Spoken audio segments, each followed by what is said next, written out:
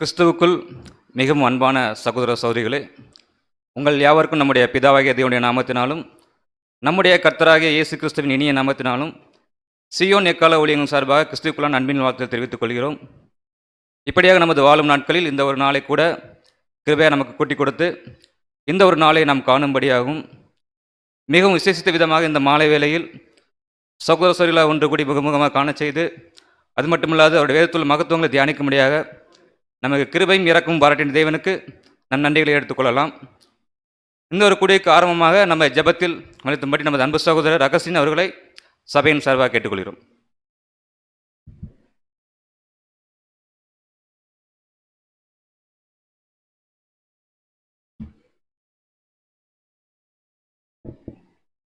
நாம் ஜெபம் செய்வோம். எங்களை அளவுக்கு அதிகமாக நேசித்து வழிநடத்துகிற எங்கள் அன்பின் நல்ல ஆண்டவரே, ஆசீர்வதிக்கப்பட்ட இந்த மாலை வேலைக்காக நன்றியோடு கூட ஸ்தோத்திரிக்கிறோம். எங்களுடைய வாழ்நாளிலும் ஒரு நாளை சேர்த்து கொடுத்து பிரதான ஆண்டவரே, இந்த ஒரு சத்திய பாடத்தில் கலந்து கொள்ளும்படியாக எங்களுக்கு ஒரு வாய்ப்பினை தந்த கிருபைக்காக உங்களுக்கு நன்றிகளை ஏறெடுத்துக்கொள்கிறோம். அப்பா, இந்த கொடுகையை உங்களுடைய சமூகத்தில் ஒப்புக் கொடுக்கிறோம். தொடக்க முதல் முடிவு பரியந்தும் நீங்கள் பொறுப்பெடுத்துக் கொள்ளுங்கள். வந்திருக்கிற ஒவ்வொரு அன்பு சகோதர சகோதரிகளுக்காக நாங்கள் நன்றிகளை ஏறெடுக்கிறோம். வாஞ்சியோடு வந்திருக்கிற அவர்களுக்கு நல்ல ஆண்டவரே, இந்த சத்திய பாடங்கள் சென்றடைய அவர்களும் இந்த சத்தியத்தை கேட்டு அதன்படி நடந்து கொள்ள இன்னும் அவர்களுக்கு அநேக வழிவாசல்களை திறக்கும்படியாக நாங்கள் ஜெபிக்கிறோம். வரை தடப்பட்ட சகோதரர்களுக்கும் இந்த சத்திய பாடம் சென்றடைய நீங்கள் உதவி செய்யுங்க. இந்த பாடத்தை எடுத்து தருகிற எங்கள் அன்பு சகோதரரே உங்களுடைய சமூகத்தில் ஒப்புக் கொடுக்கிறோம். உடைய பரிசுத்தாவின் நிறைவு என்ன அதிகமாக தந்து நீங்கள் எடுத்து பிரயோஜனப்படுத்துங்க. தொடக்க முதல் முடிவு பரியந்தும் உங்களுடைய கருத்திலே ஒப்புக் கொடுக்கிறோம். இந்த சிறிய ஜெபத்தை எங்கள் ரட்சகர் இயேசு கிறிஸ்துவின் மூலமாக உங்களுடைய பொறுப்பாதத்தில் வைக்கிறோம். எங்கள் ஜெபம் கேட்கும் ஜீவனுள்ள நல்ல பிதாவே, ஆமென்.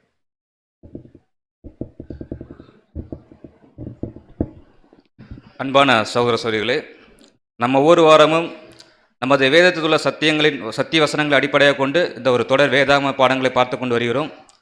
சத்தியத்தையும் அறிவீர்கள், சத்தியம் உங்களை விடுதலையாக்கும் என்கிற ஒரு இந்த சத்திய வசனத்தை ஆதாரமாக கொண்டு இந்த பாடங்களை எல்லாம் பார்த்து வருகிறோம் என்று நமக்கு நன்றாக தெரியும். ஸோ அதன் அடிப்படையிலும் கூட இன்றைக்கு ஒரு பாடத்தை நாம் பார்க்க போகிறோம். பாடத்தின் தலைப்பு என்னன்னு பார்த்தோம்னா திரள் கூட்டம் என்கிற இந்த ஒரு தலைப்பின் கீழ் இந்த ஒரு பாடத்தை எடுத்து தரும்படி நமது அன்பு சகோதரர் ரூபன் சக்கரவர்த்தி அவர்களை சபையின் சார்பாக கேட்டுக்கொள்கிறோம்.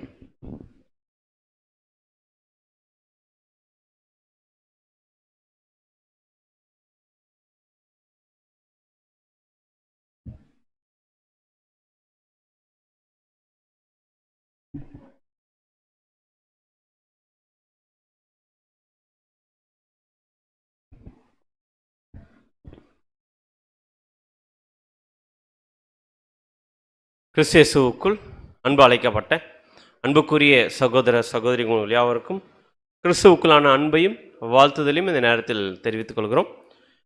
தேவன் நம்முடைய வாழ்நாட்களில் ஒரு நாளை நமக்கென்று கூட்டி கொடுத்து இந்த நாளிலும் கூட அவருடைய மாபெரும் சத்திய வார்த்தைகளை பேசும்படியும் கேட்கும்படியும் நம் அனைவருக்கும் கிருபை செய்திருக்கிறார். ஸோ இப்பேற்படான ஒரு வாய்ப்பை நமக்கு ஏற்படுத்தி கொடுத்து நம்முடைய ஆண்டவராக இயேசு கிறிஸ்துவுக்கு முதலாவதாக நாம் நன்றிகளையும் ஸ்தோத்திரத்தை நாம் எடுத்துக்கொண்டு இந்த வாரத்தினுடைய தொடர் பாடத்துக்குள் நம்ம கடந்து செல்லலாம். ஸோ நம்ம ஒவ்வொரு வாரமும் இந்த ஒரு பாடத்திற்கு தொடர் பாடத்துக்கு ஆதாரமான வசனம் எதை வச்சு பார்த்துருக்கோம் அப்படின்னு பார்த்தீங்கன்னா, சத்தியத்தை அறிவீர்கள், சத்தியம் உங்களை விடுதலையாக்கும் என்ற தலைப்பின் கீழாக நம்ம என்ன பண்ணணும் பார்த்தீங்கன்னா பார்த்துட்டு வந்திருக்கோம். ஸோ இந்த வசனத்தின் அடிப்படையில் நம்ம அநேக சத்திய வசனங்களை பார்க்க நிறைய சத்திய வசனங்கள் மூலமாக இருக்கக்கூடிய சத்தியங்கள் நம்ம கண்டுபிடிக்கும் போது பொய்யிலிருந்தும் அசத்தியிலும் நமக்கு என்ன பண்ணுதுன்னு பார்த்தீங்கன்னா இது விடுதலை ஆக்குதுன்ற விஷயத்த நம்ம எல்லாருக்கும் தெரிஞ்சுதான். ஸோ அதன் அடிப்படையில் கடந்த சில வாரங்களாக என்ன பார்த்துருக்கோம் பார்த்தீங்கன்னா, கிறிஸ்துவின் சபை அப்படின்ற பாடத்தில் நம்ம தொடர்ந்து பார்த்துட்டு வந்திருக்கோம். ஸோ அதன் அடிப்படையில் இன்றைக்கி நாம் பார்க்கக்கூடிய ஒரு பாடத்தின் தலைப்பு என்ன தலைப்பு அப்படின்னு பார்த்தோம்னா, திரள் கூட்டம் அப்படின்ற ஒரு தலைப்பினுக்களாக நம்ம என்ன பண்ணணும் பார்க்க போகிறோம். ஸோ அந்த திரள் கூட்டம் அப்படின்ற தலைப்பை ஏன் பார்க்கணும் அப்படின்னு பார்த்தோம்னா, நம்ம கடந்த சில வாரங்கள் நம்ம பார்த்த என்ன பாடம்னு பார்த்தோம்னா சபை. ஸோ சபை வகுப்பாரா, அதாவது 144,000 பேரா கிறிஸ்துவோடு கூட மனவாட்டியாய் மகிமையில போய் சேரணும்னா எத்தனை படிகளை கடக்கணும்? 3 படிகளை கடக்கணும். அது என்னென்ன? நம்முடைய ஆண்டவராக இயேசு கிறிஸ்துவோடு கூட இருக்கிறவர்கள் என்னென்ன ஸ்டேஜ் கடந்திருக்கணும்? அழைக்கப்பட்டவர்கள், தெரிந்து கொள்ளப்பட்டவர், உண்மையுள்ள. அப்படின்னு அழைக்கப்பட்டவர்கள் எவ்வளோ பேர்? அநேகர். தெரிந்து கொள்ளப்பட்டவர்கள் சிலர், உண்மையுள்ளவர்கள் 1,44,000 பேர். அப்படின்னா அழைக்கப்படும் போது அநேகராக இருக்கிறாங்க, தெரிந்து கொள்ளப்படும் போது சிலர் ஆகிறாங்க. ஆனால் உண்மை உள்ளவர்களாக ரீச் பண்ணும்போது கடைசியில கிறிஸ்துவோடு கூட மகிமையில போய் சேரும்போது எவ்வளவு பேர் தான் ரீச் ஆகிறாங்க பார்த்தீங்கன்னா 144,000 பேர். அதான் நம்ம வசனம் வாசிச்சோம். வெளிப்படுத்தல் விசேஷம் 14ஆம் அதிகாரம் 1ஆம் வசனம். வெளிப்படுத்துதல் 14ஆம் அதிகாரம் 1ஆம் வசனம். நான் பார்த்தபோது இதோ சிங்காசனத்தின் மேல் ஆட்டுக்குட்டியானவரையும் அவரோடு கூட அவருடைய பிதாவின் நாமம் தங்கள் நெற்றியில் எழுதப்பட்டிருந்த 144,000 பேரையும் அப்படின்னா சீயோன் மலையின் மேல யார் இருக்கிறது? ஆட்டுக்குட்டியானவர் யாரு? நம்முடைய ஆண்டவராகிய இயேசு கிறிஸ்து. அவரோடு கூட பிதாவின் நாமம் தங்கள் நெற்றியில் எழுதப்பட்டிருந்த 144,000 பேர். இவங்க யாரு அப்படின்னு பார்த்தீங்கன்னா கிறிஸ்துவனுடைய சபை. கரெக்டுங்களா? அப்படின்னா கிறிஸ்துவும் சபையும் எங்க உட்காரவங்க? இவங்க எங்க உட்காரவங்க? இவங்க பரலோகத்தில் எங்க எங்க இருப்பாங்க அவங்க? Very good. ஆக்சுவலாக இவங்க யாருன்னு பார்த்தீங்கன்னா கிறிஸ்துவோடு கூட அரசாட்சி பண்ணக்கூடிய வகுப்பார். இவங்க எங்க தான் உட்காந்துருப்பாங்க பார்த்தீங்கன்னா சிங்காசனத்தில் உட்காரக்கூடிய வகுப்பார். இவங்க எங்க இருக்கிறாங்க? பரலோகத்தில் கிறிஸ்துவோடு கூட சிங்காசனம் உட்காரக்கூடிய வகுப்பார். ஆனா இவங்க மட்டும்தான் பரலோகத்துக்கு போறாங்களா அப்படின்னு பார்த்தா 140,000 பேர் மட்டும் பரலோகத்துக்கு போறதுல இன்னொரு குரூப்பும் பரலோகத்துக்கு போகுது. அந்த குரூப் யாருன்னு பாத்தீங்கன்னா வசனம் வாசிக்கலாம். வெளிப்படுத்தல் 7ஆம் அதிகாரம் 9ஆம் வசனம்.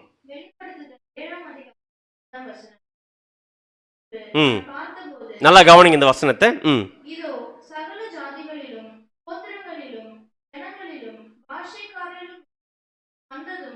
அங்க நம்ம முன்னாடி பார்த்தல 104,000 பேர் எங்கிருந்து வந்தவங்க தான். 104,000 பேர் எங்கிருந்து வந்தவங்க? மனுஷரிலிருந்து, பூமியிலிருந்து, சகல ஜாதி சகல கோத்துன்னு வந்தவங்க 104,000 பேர். ஸோ அதே மாதிரி இன்னொரு குரூப் வருது. அவங்க எங்கிருந்து வந்திருக்காங்க? சகல ஜாதி, சகல கோத்திரம், சகல ஜனங்கள், சகல பாஷையிலிருந்து வந்தவங்க. அப்படின்னா இவங்க எப்படிப்பட்டவங்க பார்த்தீங்கன்னா திரளான கூட்டமான ஜனங்கள். ஆனா இவங்க எங்க இருக்கிறாங்க பார்த்தீங்கன்னா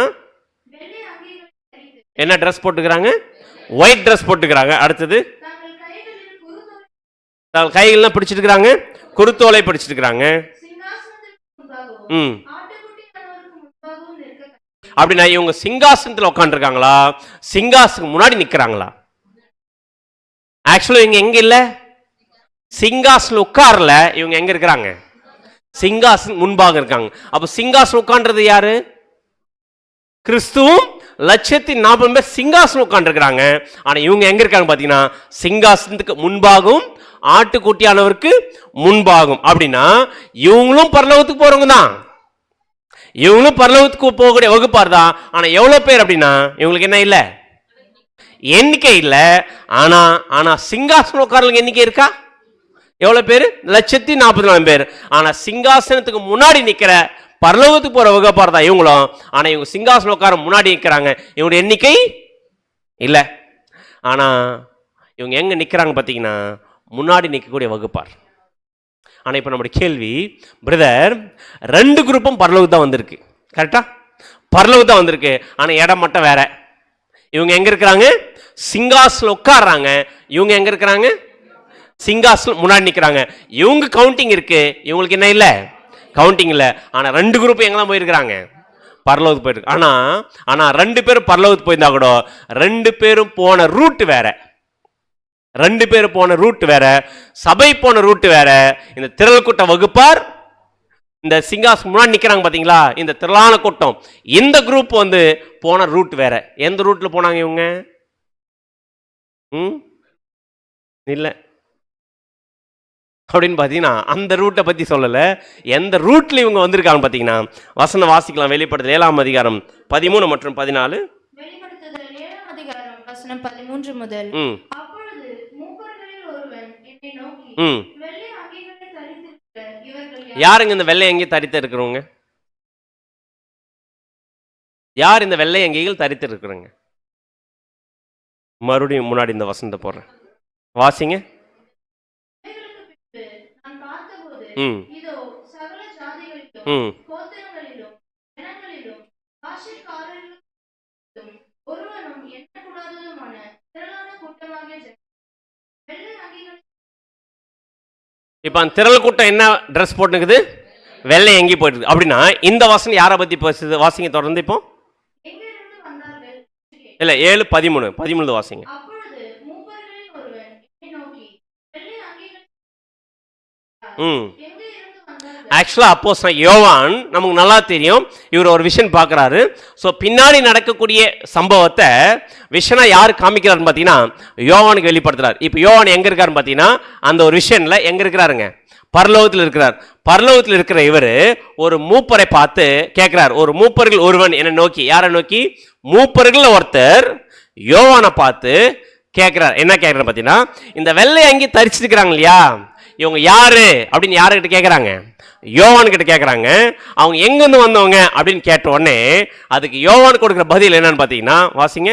அதற்கு நான், ஆண்டவனே, அது உமக்கே தெரியும் என்று. ம் அப்பொழுது அவன், இவர்கள் மிகுந்த உபத்திரவத்தில் வந்தவர்கள். ம் இவர்கள் தங்கள் அங்கிகள் ஆட்டுக்குட்டியானவருடைய இரத்தத்தை தோய்த்து விட்டார்கள்.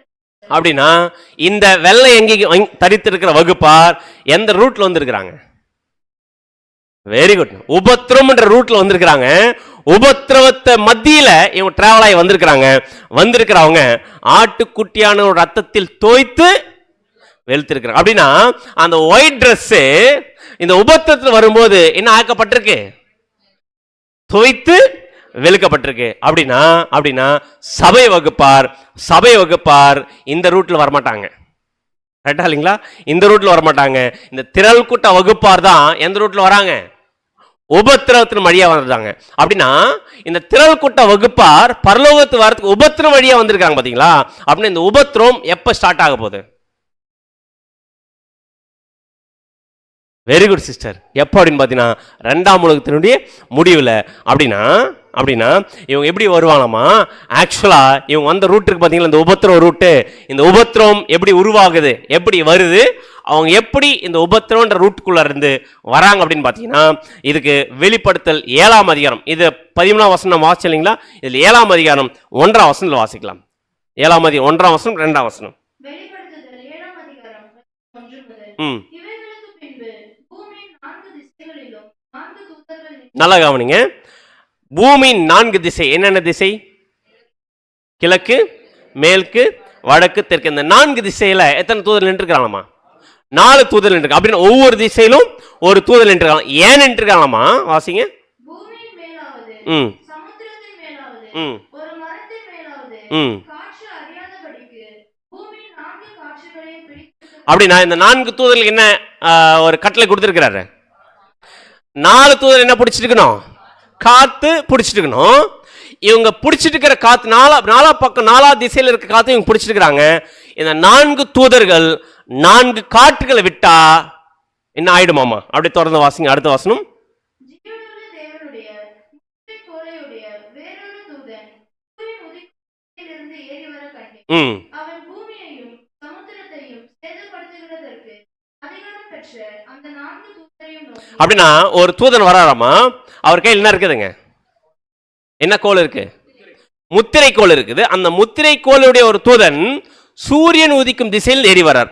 ஏறி வந்து அவன் இந்த ஒரு பூமியையும் சமுத்திரத்தையும் சேதப்படுத்துறதுக்கு அதிகாரம் பெற்ற அந்த 4 தூதர்ல பார்க்கிறார்.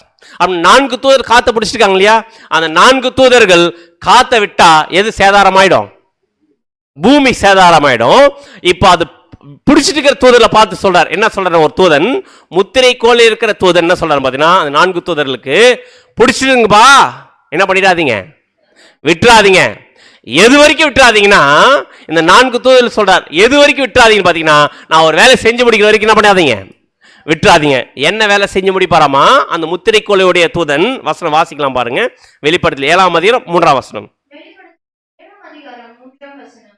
நாம் நமது தேவனுடைய ஊழியக்காரரின் நெற்றிகளில் முத்திரை போட்டு தீரும் அளவும் பூமியையும் சமுத்திரத்தையும் மரங்களையும் சேதப்படுத்தாதிருங்கள் என்று மகா சத்தமா என்ன சொல்றார்? மகா சத்தமாய் அந்த முத்திரை கோலையுடைய தூதன் என்ன சொல்றார்? என்ன சொல்றாரு பார்த்தீங்கன்னா, நாம் நமது தேவனுடைய ஊழியக்கார நெட்டுகள் முத்திரை போட்டு தீர்ற வரைக்கும் நீங்க 4 பேர் இந்த 4 காற்றுகளை என்ன பண்ணிடாதீங்க, விட்டுறாதீங்க. எது வரைக்கும்? எது வரைக்கும்? முத்திரை போட்டு தீர்ற வரைக்கும் விட்டுறாதீங்க. தீர்ந்துருச்சானா நீங்க என்ன பண்ணிடுங்க, விட்டுருங்க. விட்டா என்ன ஆகும்?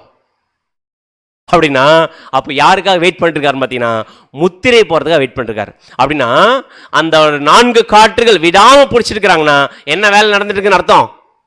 முத்திரை போடக்கூடிய வேலை நடக்குது. அப்படின்னா எத்தனை பேர் முத்திரை போட போறார்? எத்தனை பேர் முத்திரை போடார் அப்படின்னு பார்த்தீங்கன்னா வசன வாசிக்கலாம். வெளிப்படுத்தல் விசேஷம் 7ஆம் அதிகாரம் 4ஆம் வசனம். வெளிப்படுத்தின விசேஷம் 7ஆம் அதிகாரம் 4ஆம் வசனம். முத்திரை போடப்பட்டவர்களின் தொகையை சொல்ல கேட்டேன். இஸ்ரேல் புத்திரருடைய சகல கோத்திரங்களிலும் முத்திரை போடப்பட்டவர்கள் 144,000. முத்திரை போடப்பட்டவர்கள் எவ்வளவு பேரு?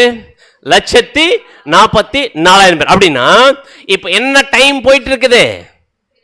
முத்திரை போடப்பட்ட ஒரு டைம் போயிட்டு இருக்குது. அப்படின்னா முத்திரை போட்டு தீர்ந்துச்சுன்னா எது விட்டுருவாருங்க? 4 காட்டுகள் விட்டுருவாங்க. அப்படின்னா முத்திரை போட்டு தீர்ந்துச்சா? இல்ல.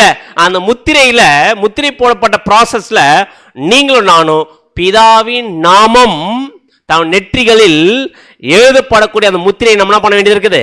வாங்க வேண்டியது. அப்படின்னா பிதாவின் நாமம்னு அர்த்தம் லிட்டரலா எடுத்து நெத்தியில ஒட்டுறதா அப்படின்னு அர்த்தங்க. தேவனுடைய குணலட்சணம் அப்படின்ற ஒரு முத்திரைய நம்ம என்ன பண்ண வேண்டியது இருக்குது? நம்முடைய சிந்தையில முழுமையா தரிச்சுக்கொள்ளும். எப்போ தேவனுடைய கேரக்டர் நம்முடைய சிந்தையில முழுமை பெறுதோ அந்த பாயிண்ட் நம்ம என்ன ஆயிடுவோம்? சீல் பண்ணப்படுவோம். சீல் பண்ணப்பட்டு இருக்கிறார். பண்ணிட்டு இருக்கிறாரா? சீலிங் ப்ராசஸ் நடந்துட்டு இருக்குதா? பண்ணிட்டு இருக்கிறாரு. எப்பொழுது? நம்முடைய ஆண்டவராக இயேசு கிறிஸ்து 1ஆம் வருகையில் வந்து இந்த ப்ராசஸ் ஸ்டார்ட் பண்ணிட்டு போயிட்டார். நிறைய பேர் சீல் ஆயிட்டாங்க. இன்னும் கொஞ்சம் பேர் சீல் ஆகல. இப்போ எந்த டைம்ல இருக்கு பாத்தீங்கன்னா லாஸ்ட் டைம்ல இருக்கிறோம். இப்போ சீல் ஆகக்கூடிய கண்டிஷன்ல போயிட்டு இருக்க அந்த டைம்ல சீல் பண்ணிட்டு இருக்கிறாரு. 4 தூதர் சொல்லிட்டு வெயிட் பண்ணுங்கப்பா, என்ன பண்ணிடாதீங்க, விட்டுறாதீங்க. நான் 1,04,000 பேரை முத்திரை போட்டுனா அவளை செலக்ட் பண்ணி கம்ப்ளீட் பண்ணிட்டுனா நீங்க என்ன பண்ணிடுங்க? விட்டுருங்க.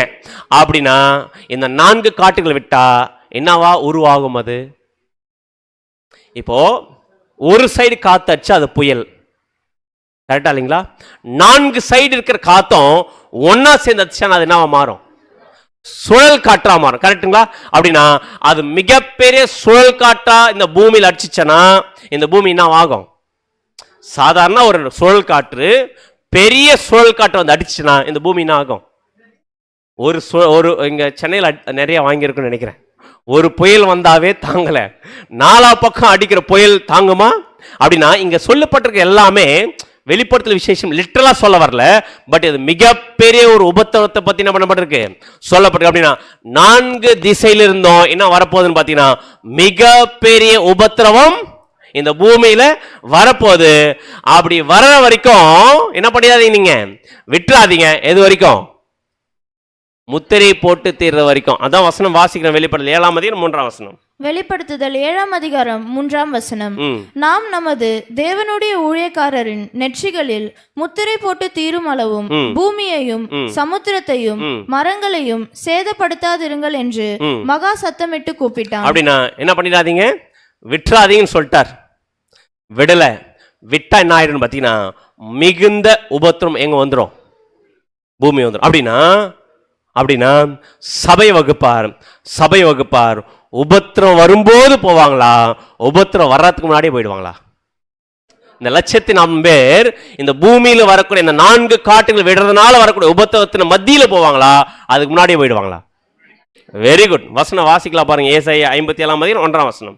ஏசாயா 57ஆம் அதிகாரம் 1ஆம் வசனம். நீதிமான் மடிந்து போகிறான், ஒருவரும் அதை மனதில் வைக்கிறதில்லை. புத்திமான்கள் எடுத்துக்கொள்ளப்படுகிறார்கள், ஆனாலும் தீங்கு வராததற்கு முன்னே நீதிமான் எடுத்துக்கொள்ளப்படுகிறான் என்பதை சிந்திப்பார். நீதிமான் எடுத்துக்கொள்ளப்படுகிறான் என்பதை சிந்திப்பார். அப்படின்னா தீங்கு வராததுக்கு முன்னே 1,44,000 பேர் எங்க போயிடுவாங்க? கிறிஸ்துவோட கூட போய் சேர்ந்துருவாங்க. அவங்க சிங்காசனத்துல உட்காந்துருவாங்க. அதுக்கப்புறம் தான் எது வரும்? மிகப்பெரிய உபத்திரவம். அப்படின்னா அந்த உபத்திரவத்துல மாற்றதா யாரு? திரள் கூட்ட வகுப்பார். ஆனா சபை வகுப்பார் எதுவும் மாட்ட மாட்டாங்க, உபத்திரவம் வரும். இந்த 4 தூதர்கள் இருக்காங்க பாத்தீங்களா? இந்த 4 தூதர்கள் இந்த 4 காட்டுகள் எதை அடையாளம் பாத்தீங்கன்னா அரசியல், மதம், பொருளாதாரம், சமுதாயம். இந்த 4 விதத்துல இருந்து இந்த பூமியில மிகப்பெரிய உபத்திரவம் வரப்போகுது. அதனால இந்த பூமியே சேதாரம் ஆக போகுது. இந்த உலகமே சேதாரம் ஆக போகுது. பட் அதுக்கு தான் நம்ம பார்க்குறோம், மகா உபத்திரம் எதை பார்க்குறோம் பார்த்தீங்கன்னா 3ஆம் உலக யுத்தம். இந்த உபத்திரம் வர்றதுக்கு முன்னாடியே யார் போயிடுவாங்க? 1,44,000 போயிடுவாங்க. ஆனா யார் மாட்டுவான்னு பார்த்தீங்கன்னா திரள் கூட்ட வகுப்பார் மாட்டுவாங்க. அப்படின்னா இப்ப அடுத்த கேள்வி, இந்த உபத்திரம் வரும்னு சொல்லியிருக்கா இல்லைங்களா? இந்த உபத்திரம் இந்த பூமியில வந்தா எப்படி இருக்கும் அப்படின்னு யாருன்னா சொல்லியிருக்கிறாங்களா? இந்த உபத்திரம், இந்த 4 காற்றுகள் 4 தூதர்கள் பிடிச்சிருக்காங்க பார்த்தீங்களா, விட்டா புயல் காற்றா வந்துடும். வந்து இந்த பூமியில் அடிக்கக்கூடிய மிக உபத்திரவத்தை பத்தி யாராச்சும் சொல்லியிருக்கிறாங்களா? அது எப்படி இருக்குன்னு யார் சொல்லியிருக்காங்க தெரியுங்களா? நம்முடைய ஆண்டவராக இயேசு கிறிஸ்து சொல்லியிருக்கிறார். எப்போ சொல்லியிருக்காருன்னு பார்த்தீங்கன்னா மத்திய 24ஆம் அதிகாரம் 3ஆம் வசனம்.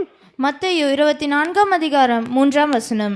பின்பு அவர் ஒலிவ மலையின் மேல் உட்கார்ந்திருக்கையில் சீஷர்கள் அவரிடத்தில் தனித்து வந்து இவைகள் எப்பொழுது சம்பவிக்கும், உம்முடைய வருகைக்கும் உலகத்தின் முடிவுக்கும் அடையாளம் என்ன அப்படின்னா சீஷர்கள் எதை கேட்கிறாங்க? அடையாளத்தை கேட்கிறாங்க. அடையாளத்தை கேட்கும்போது நம்முடைய ஆண்டவராக இயேசு சொல்றார். என்ன சொல்றாரு பார்த்தீங்கன்னா மத்திய 24ஆம் அதிகாரம் 21ஆம் வசனம். மத்தேயு 24ஆம் அதிகாரம் 21ஆம் வசனம். ஏனெனில் உலகம் உண்டானது முதல், நல்லா கவனிங்க, உலகம் உண்டானது முதல் இதுவரைக்கும் சம்பவித்திராததும், இதுவரைக்கும் என்ன ஆகல அந்த மாதிரி சம்பவித்திராததும் இனிமேலும் சம்பவியாததுமான மிகுந்த உபத்திரவம் அப்பொழுது உண்டாயிருக்கும். அன்புக்குரிய சகோதர சகோதரிகளே, இந்த 4 காட்டுகள் வரும்போது எப்படி இருக்குமாமா? யார் சொல்ற ஸ்டேட்மெண்ட் இது? யார் சொல்ற? நம்முடைய ஆண்டவராக இயேசு சொல்றாரு, ஒரு மிகுந்த உபத்திரம் வரப்போகுது. அந்த மிகுந்த உபத்திரம் இதுக்கு முன்னாடி சம்பவிச்சது இல்ல, இதுக்கப்புறம் என்ன பண்ண வருது இல்ல, யாரே சொல்லிட்டாருங்க. அப்படின்னு அது எப்படி இருக்கும் அந்த உபத்திரம்? சாதாரண உபத்திரம் இல்ல, மகா உபத்திரவ காலம் இன்னும் கொஞ்ச நாள் போதும் இந்த பூமியில வரப்போகுது. அது சாதாரணமா இருக்க போறதுல, அது மிக பெரிய அழிவு என்ன பண்ணும் பார்த்தீங்கன்னா ஏற்படுத்தும். அப்படின்னா இந்த 4 காட்டுகள் விட்டா அந்த உபத்திரவத்தினுடைய வீரியம் எந்த அளவுக்கு பீக்கில் இருக்குன்றத நம்முடைய ஆண்டவராக இயேசு கிறிஸ்து வாயிலே சொல்லிட்டார். அப்படின்னா நம்முடைய ஆண்டவராக இயேசுக்கு சொன்ன அந்த ஒரு சம்பவத்தை குறித்து வேற ஒரு தீர்க்கதரிசிகள், பழைய ஏற்பாடு தீர்க்கதரிசிகள் இந்த ஒரு உபத்திரவ நாள் எந்த மாதிரி ரொம்ப உச்சத்துல கொடிதா இருக்குன்றத வேற ஒரு தீர்க்கதரிசி சொல்லியிருக்கார். அவர் யாருன்னு பார்த்தீங்கன்னா யோயேல் 2ஆம் அதிகாரம் 1ஆம் வசனம் 2ஆம் வசனம். யோயேல் 2ஆம் அதிகாரம் வசனம் 1 முதல். சீயோனிலே எக்காலம் ஊதுங்கள், சீயோனிலே எக்காலம் ஊதுங்கள், என் பரிசுத்த பர்வதத்திலே எச்சரிப்பின் சத்தமிடுங்கள், தேசத்தின் குடிகள் எல்லாம் தத்தளிக்க கடவர்கள், தேசத்தின் குடிகள் எல்லாம் தத்தளிக்க கடவர்கள். ஏனெனில் கர்த்தருடைய நாள் வருகிறது, அது சமீபமா இருக்கிறது. அது இருளும் அந்தகாரமுமான நாள். எப்படி இருக்குமாமா? அது இருளும் அந்தகாரமான நாள், அது மப்பும் மந்தாரமுமான நாள், அது மப்பும் மந்தாரமான நாள். அப்படிப்பட்டது முன் ஒரு காலத்திலும் உண்டானதும் இல்லை, இனி தலைமுறை தலைமுறையாக வரும் வருஷங்களிலும் உண்டாவதும் இல்லை. இதே ஸ்டேட்மெண்ட் யார் சொன்னது? இதே ஸ்டேட்மெண்ட் யார் யூஸ் பண்ணி நம்முடைய ஆண்டவராகிய இயேசு கிறிஸ்து அதான் சொல்றார். முன் ஒரு காலத்தில் என்ன பண்ணல இது மாதிரி உண்டானதும் இல்லை, இனி தலைமுறை தலைமுறை என்ன பண்றது இல்ல, உண்டாவதும் இல்லை. அப்படின்னா இந்த மாதிரி ஒரு மோசமான ஒரு மிகுந்த உபத்திரம் இந்த பூமியில வரப்போகுது. இன்னொரு வசனம் வாசிக்கலாம். செப்பனியா 1ஆம் அதிகாரம் 14 மற்றும் 15. செப்பனியா 1ஆம் அதிகாரம் வசனம் 14 முதல். கர்த்தருடைய பெரிய நாள் சமீபித்திருக்கிறது, அது கிட்டி சேர்ந்து மிகவும் தீவிரித்து வருகிறது. எப்படி வந்துட்டு இருக்குதாமா? அது ரொம்ப ஃபாஸ்டா வந்துட்டு இருக்குதாமா? கர்த்தருடைய நாள் என்கிற சத்தத்துக்கு பராக்கிரமசாலி முதலாய் அங்கே மனம் கசந்து அலறுவான். கர்த்தருடைய நாள் என்கிற சத்தத்திற்கு பராக்கிரமசாலி முதலாய் அங்க மனம் கசந்து அலறுவார்னா யாரை பத்தி சொல்லுது தெரியுங்களா? இது இந்த உலகத்திலே ரொம்ப ரொம்ப ரிச்சான வெல்டுடுவா ரொம்ப வளர்ந்த நாடுகள் சொல்லிட்டு எங்களை யாருமே அசைச்சு பார்க்க முடியாது அப்படின்ற கண்டிஷன்ல இருக்கிற அந்த தேசங்களே என்ன பண்ணிடும்? இது அசைச்சுப்பா பராக்கிரமசாலி முதலாய் அங்க மனங்கசந்தன பண்ணுவாங்க, அலறுவார்கள். அந்த நாள் உக்கிரத்தின் நாள். எப்படி இருக்குமா? அது சாதாரணமான நாள், அது உக்கிரத்தின் நாள். அது இக்கட்டும் இடுக்கமுமான நாள், அது அழிவும் பாழ்கடிப்புமான நாள், அது இருளும் அந்தகாரமுமான நாள், அது மப்பும் மந்தாரமுமான நாள். ஆக்சுவலா இந்த வளர்ந்த நாடுகள்ல எதை சொல்லலாம்? உதாரணத்துக்கு அமெரிக்கா சொல்லாமா? அமெரிக்காவுக்கு ஒரு ஒரு ஒரு சம்பவம் நடந்துச்சு. இந்த டவர் தெரியுதுங்களா? Twin tower. இந்த ட்வின் டவர்ல அடிக்கும் போது அப்பே ஷேக் ஆச்சு. கரெக்டா இல்லைங்களா? அப்பவே ஷேக் ஆச்சு. ஆனா இன்னை வரைக்கும் என்ன சொல்லிட்டு இருக்காங்க பாத்தீங்கன்னா, நாங்க எந்த கண்டிஷன்ல இருக்கிறோம்? வளர்ந்த நாடுகள் சொல்லிட்டு இருக்கிறாங்க. பட் என்னதான் வளர்ந்த நாடுகளா இருந்தாலும், இந்த மாதிரி அமெரிக்கா மட்டும் இல்ல, ரஷ்யா, இந்த மாதிரி பெரிய பெரிய நாடுகள் எதுவா இருந்துட்டாலுமே பராக்கிரமசாலி முதலாய் என்ன பண்ணுவாங்க? அந்த மகாபத்திரம் வரும்போது மனம் கசந்து அலறுவாங்க. நம்மளை யாருமே அசைச்சு பார்க்க முடியாத இருக்கிற அந்த தேசங்களை கூட என்ன பண்ணப்படும் பார்த்தீங்கன்னா ஷேக் ஆயிடும். ஸோ இந்த மாதிரி ஒரு சம்பவம் முன்னாடி நடந்ததில்ல, இதுக்கப்புறம் என்ன பண்ண போறதில்ல, நடக்க போறதில்ல. அதே நேரத்தில் இன்னொரு வசனம் வாசிக்கலாம் பாருங்க. செப்பனியா 1ஆம் அதிகாரம் 16 மற்றும் 17. செப்பனியா 1ஆம் அதிகாரம் வசனம் 16 முதல். அது அரணிப்பான நகரங்களுக்கும் உயரமான கொத்தளங்களுக்கும் விரோதமாக எக்காலம் ஊதுகிறதும் ஆர்ப்பரிக்கிறதுமான நாள். மனுஷர் கர்த்தருக்கு விரோதமாக பாவம் செய்தபடியால் அவர்கள் குருடரை போல் நடக்கும்படி நான் அவர்களை வருத்தப்படுத்துவேன். அவர்கள் ரத்தம் புழுதியை போல் சொரியப்படும். அவருடைய ரத்தம், அதாவது மகாபத்திர டைம்ல அவருடைய ரத்தம் புழுதியை போல் சொரியப்படும். அவர்கள் மாம்சம் எரிவை போல் கிடைக்கும். அவருடைய மாம்சம் என்னவா இருக்குமா? அப்படி அந்த மகாபத்திர கிரைம்ல இந்த 3ஆம் உலக யுத்தம் வரும்போது இந்த பூமி எப்படி இருக்கும்? இந்த கண்டிஷன்ல இருக்கும். சாதாரண விஷயம் இல்லை. இந்த மாதிரி ஒரு உபத்திரம் நம்முடைய ஆண்டவராக இயேசுக்கு சொன்னதனுடைய தாக்கம் எந்த அளவுக்கு எக்ஸ்ட்ரீமா இருக்குன்றதை இந்த உலகம் என்ன பண்ணும்? ஃபேஸ் பண்ணும். அப்படி இந்த மாதிரி ஒரு மகா உபத்திரம் இந்த பூமியில வரும்போது வர்றதுக்கு முன்னாடி யார் போயிடுவாங்க? 1,44,000 பேர் போயிடுவாங்க. அதான் வசனம் வாசிக்கலாம் பாருங்க. வெளிப்படுத்தல் 20ஆம் அதிகாரம் 6ஆம் வசனம். வெளிப்படுத்துதல் 20ஆம் அதிகாரம் 6ஆம் வசனம். முதலாம் உயிர்த்தெழுதலுக்கு பங்குள்ளவன். அதான் அழகா சொல்லியிருக்கு. அவங்க எந்த உயிர்த்தெழுதல் போறாங்களாமா? முதலாம் உயிர்த்தெழுதல், ஃபர்ஸ்ட் ரிசரக்ஷன். அவங்க உயிர்த்தெழுந்து எங்க போறாங்களாமா? பாக்கியவானும் பரிசுத்தவானுமா இருக்கிறான். இவர்கள் மேல் 2ஆம் மரணத்திற்கு அதிகாரம் இல்லை. அவங்களுக்கு மேல என்ன இல்ல? 2ஆம் மரணம். 2ஆம் மரணமா எது? நம்ம ஒரு சப்ஜெக்ட் பார்த்தோமா? எந்த சப்ஜெக்ட்ல பார்த்தோம்? எங்க நரகம்ன்ற சப்ஜெக்ட் பார்த்தோமா? கேஹன்னா 2ஆம் மரணம். அப்படின்னா நித்திய அழிவு. எந்த காலத்தில் யாரை டச் பண்ண முடியாது? முதலாம் உயிர்த்தெழுதல். அவங்க எந்த ஜீவனுக்கு போறவங்க? இம்மார்டாலிட்டி, சாகாமைக்குரிய ஜீவிகள், சாகாமைக்குரிய தன்மைக்கு போறவங்க. அவங்க பாக்கியவான்கள், பரிசுத்தவானமா இருக்கிறாங்க. அவங்களுக்கு மேல என்ன இல்ல? 2ஆம் மரணத்துக்கு அதிகாரம் இல்லை. இவர்கள் தேவனுக்கும் கிறிஸ்துவுக்கும் முன்பாக ஆசாரியராய் இருந்து அவரோடு கூட 1000 வருஷம் அரசாளுவார்கள். முதலாம் உயிர்த்தெழுதல் போகக்கூடிய 1,04,000 பேர் கிறிஸ்துவோடு கூட என்ன பண்ணக்கூடியவங்க? 1000 வருஷம் அரசாட்சி பண்ணக்கூடிய வகுப்பார். கரெக்டா? ஆனா இந்த அரசாட்சி பண்ணக்கூடிய வகுப்பாரா இருக்கிற 1,04,000 பேர் எது வரதுக்கு முன்னாடி போயிடுவாங்க? உபத்திரம் வரத்துக்கு முன்னாடியே போயிடுவாங்க. ஆனா இந்த திரள் கூட்ட வகுப்பா இருக்கான் பாத்தீங்களா, அவங்க எதுல மாட்டுவாங்க? உபத்திரம் பார்த்தோம் பாத்தீங்களா? அந்த உபத்திரம் எப்படி இருக்கும்? அந்த உபத்திரம் அது சாதாரணது இல்ல, மகா கொடிதான ஒரு உபத்திரமான பணம் இருக்கும் போது அந்த உபத்திரத்துல மாட்ட போறது யாருன்னு பாத்தீங்கன்னா திரள் கூட்ட வகுப்பார். ஏன் மாற்றாங்களாமா? வசனம் வாசிக்கலாம். வெளிப்படுத்தல் 7ஆம் அதிகாரம் 14ஆம் வசனம். வெளிப்படுத்துதல் 7ஆம் அதிகாரம் 14ஆம் வசனம். அதற்கு நான், ஆண்டவனே, அது உமக்கே தெரியும் என்றேன். அப்பொழுது அவன், இவர்கள் மிகுந்த உபத்திரவத்தில் இருந்து வந்தவர்கள். இவர்கள் தங்கள் அங்கிகளை ஆட்டுக்குட்டியானவருடைய ரத்தத்திலே தோய்த்து வெளுத்தவர்கள். அப்படின்னா அவங்களுடைய அங்கியில என்ன பண்ணிருக்கிறாங்களாமா? அந்த மிகுந்த உபத்திரவத்துக்குள்ள அந்த வந்ததுனால என்ன பண்ணப்பட்டிருக்கு பார்த்தீங்கன்னா, அவர்கள் தங்கள் அங்கிகளை ஆட்டுக்குட்டியான ரத்தத்தில் தோய்த்து வெளுக்கப்பட்டு. அப்படின்னா இவங்க எப்படி தோய்ச்சிருக்காங்க பார்த்தீங்கன்னா, ட்ரெஸ்ஸை எதுல வந்து தோய்ச்சிருக்கிறாங்க?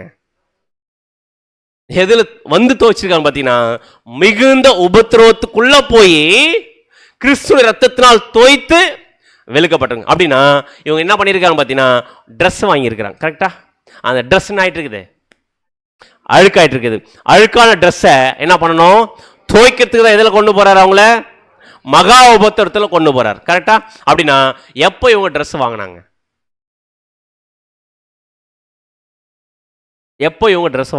அப்படின்னு பார்த்தீங்கன்னா வசனம் வாசிக்கலாம். கலாத்தியர் 3ஆம் அதிகாரம் 27ஆம் வசனம். கலாத்தியர் 3ஆம் அதிகாரம் 27ஆம் வசனம்.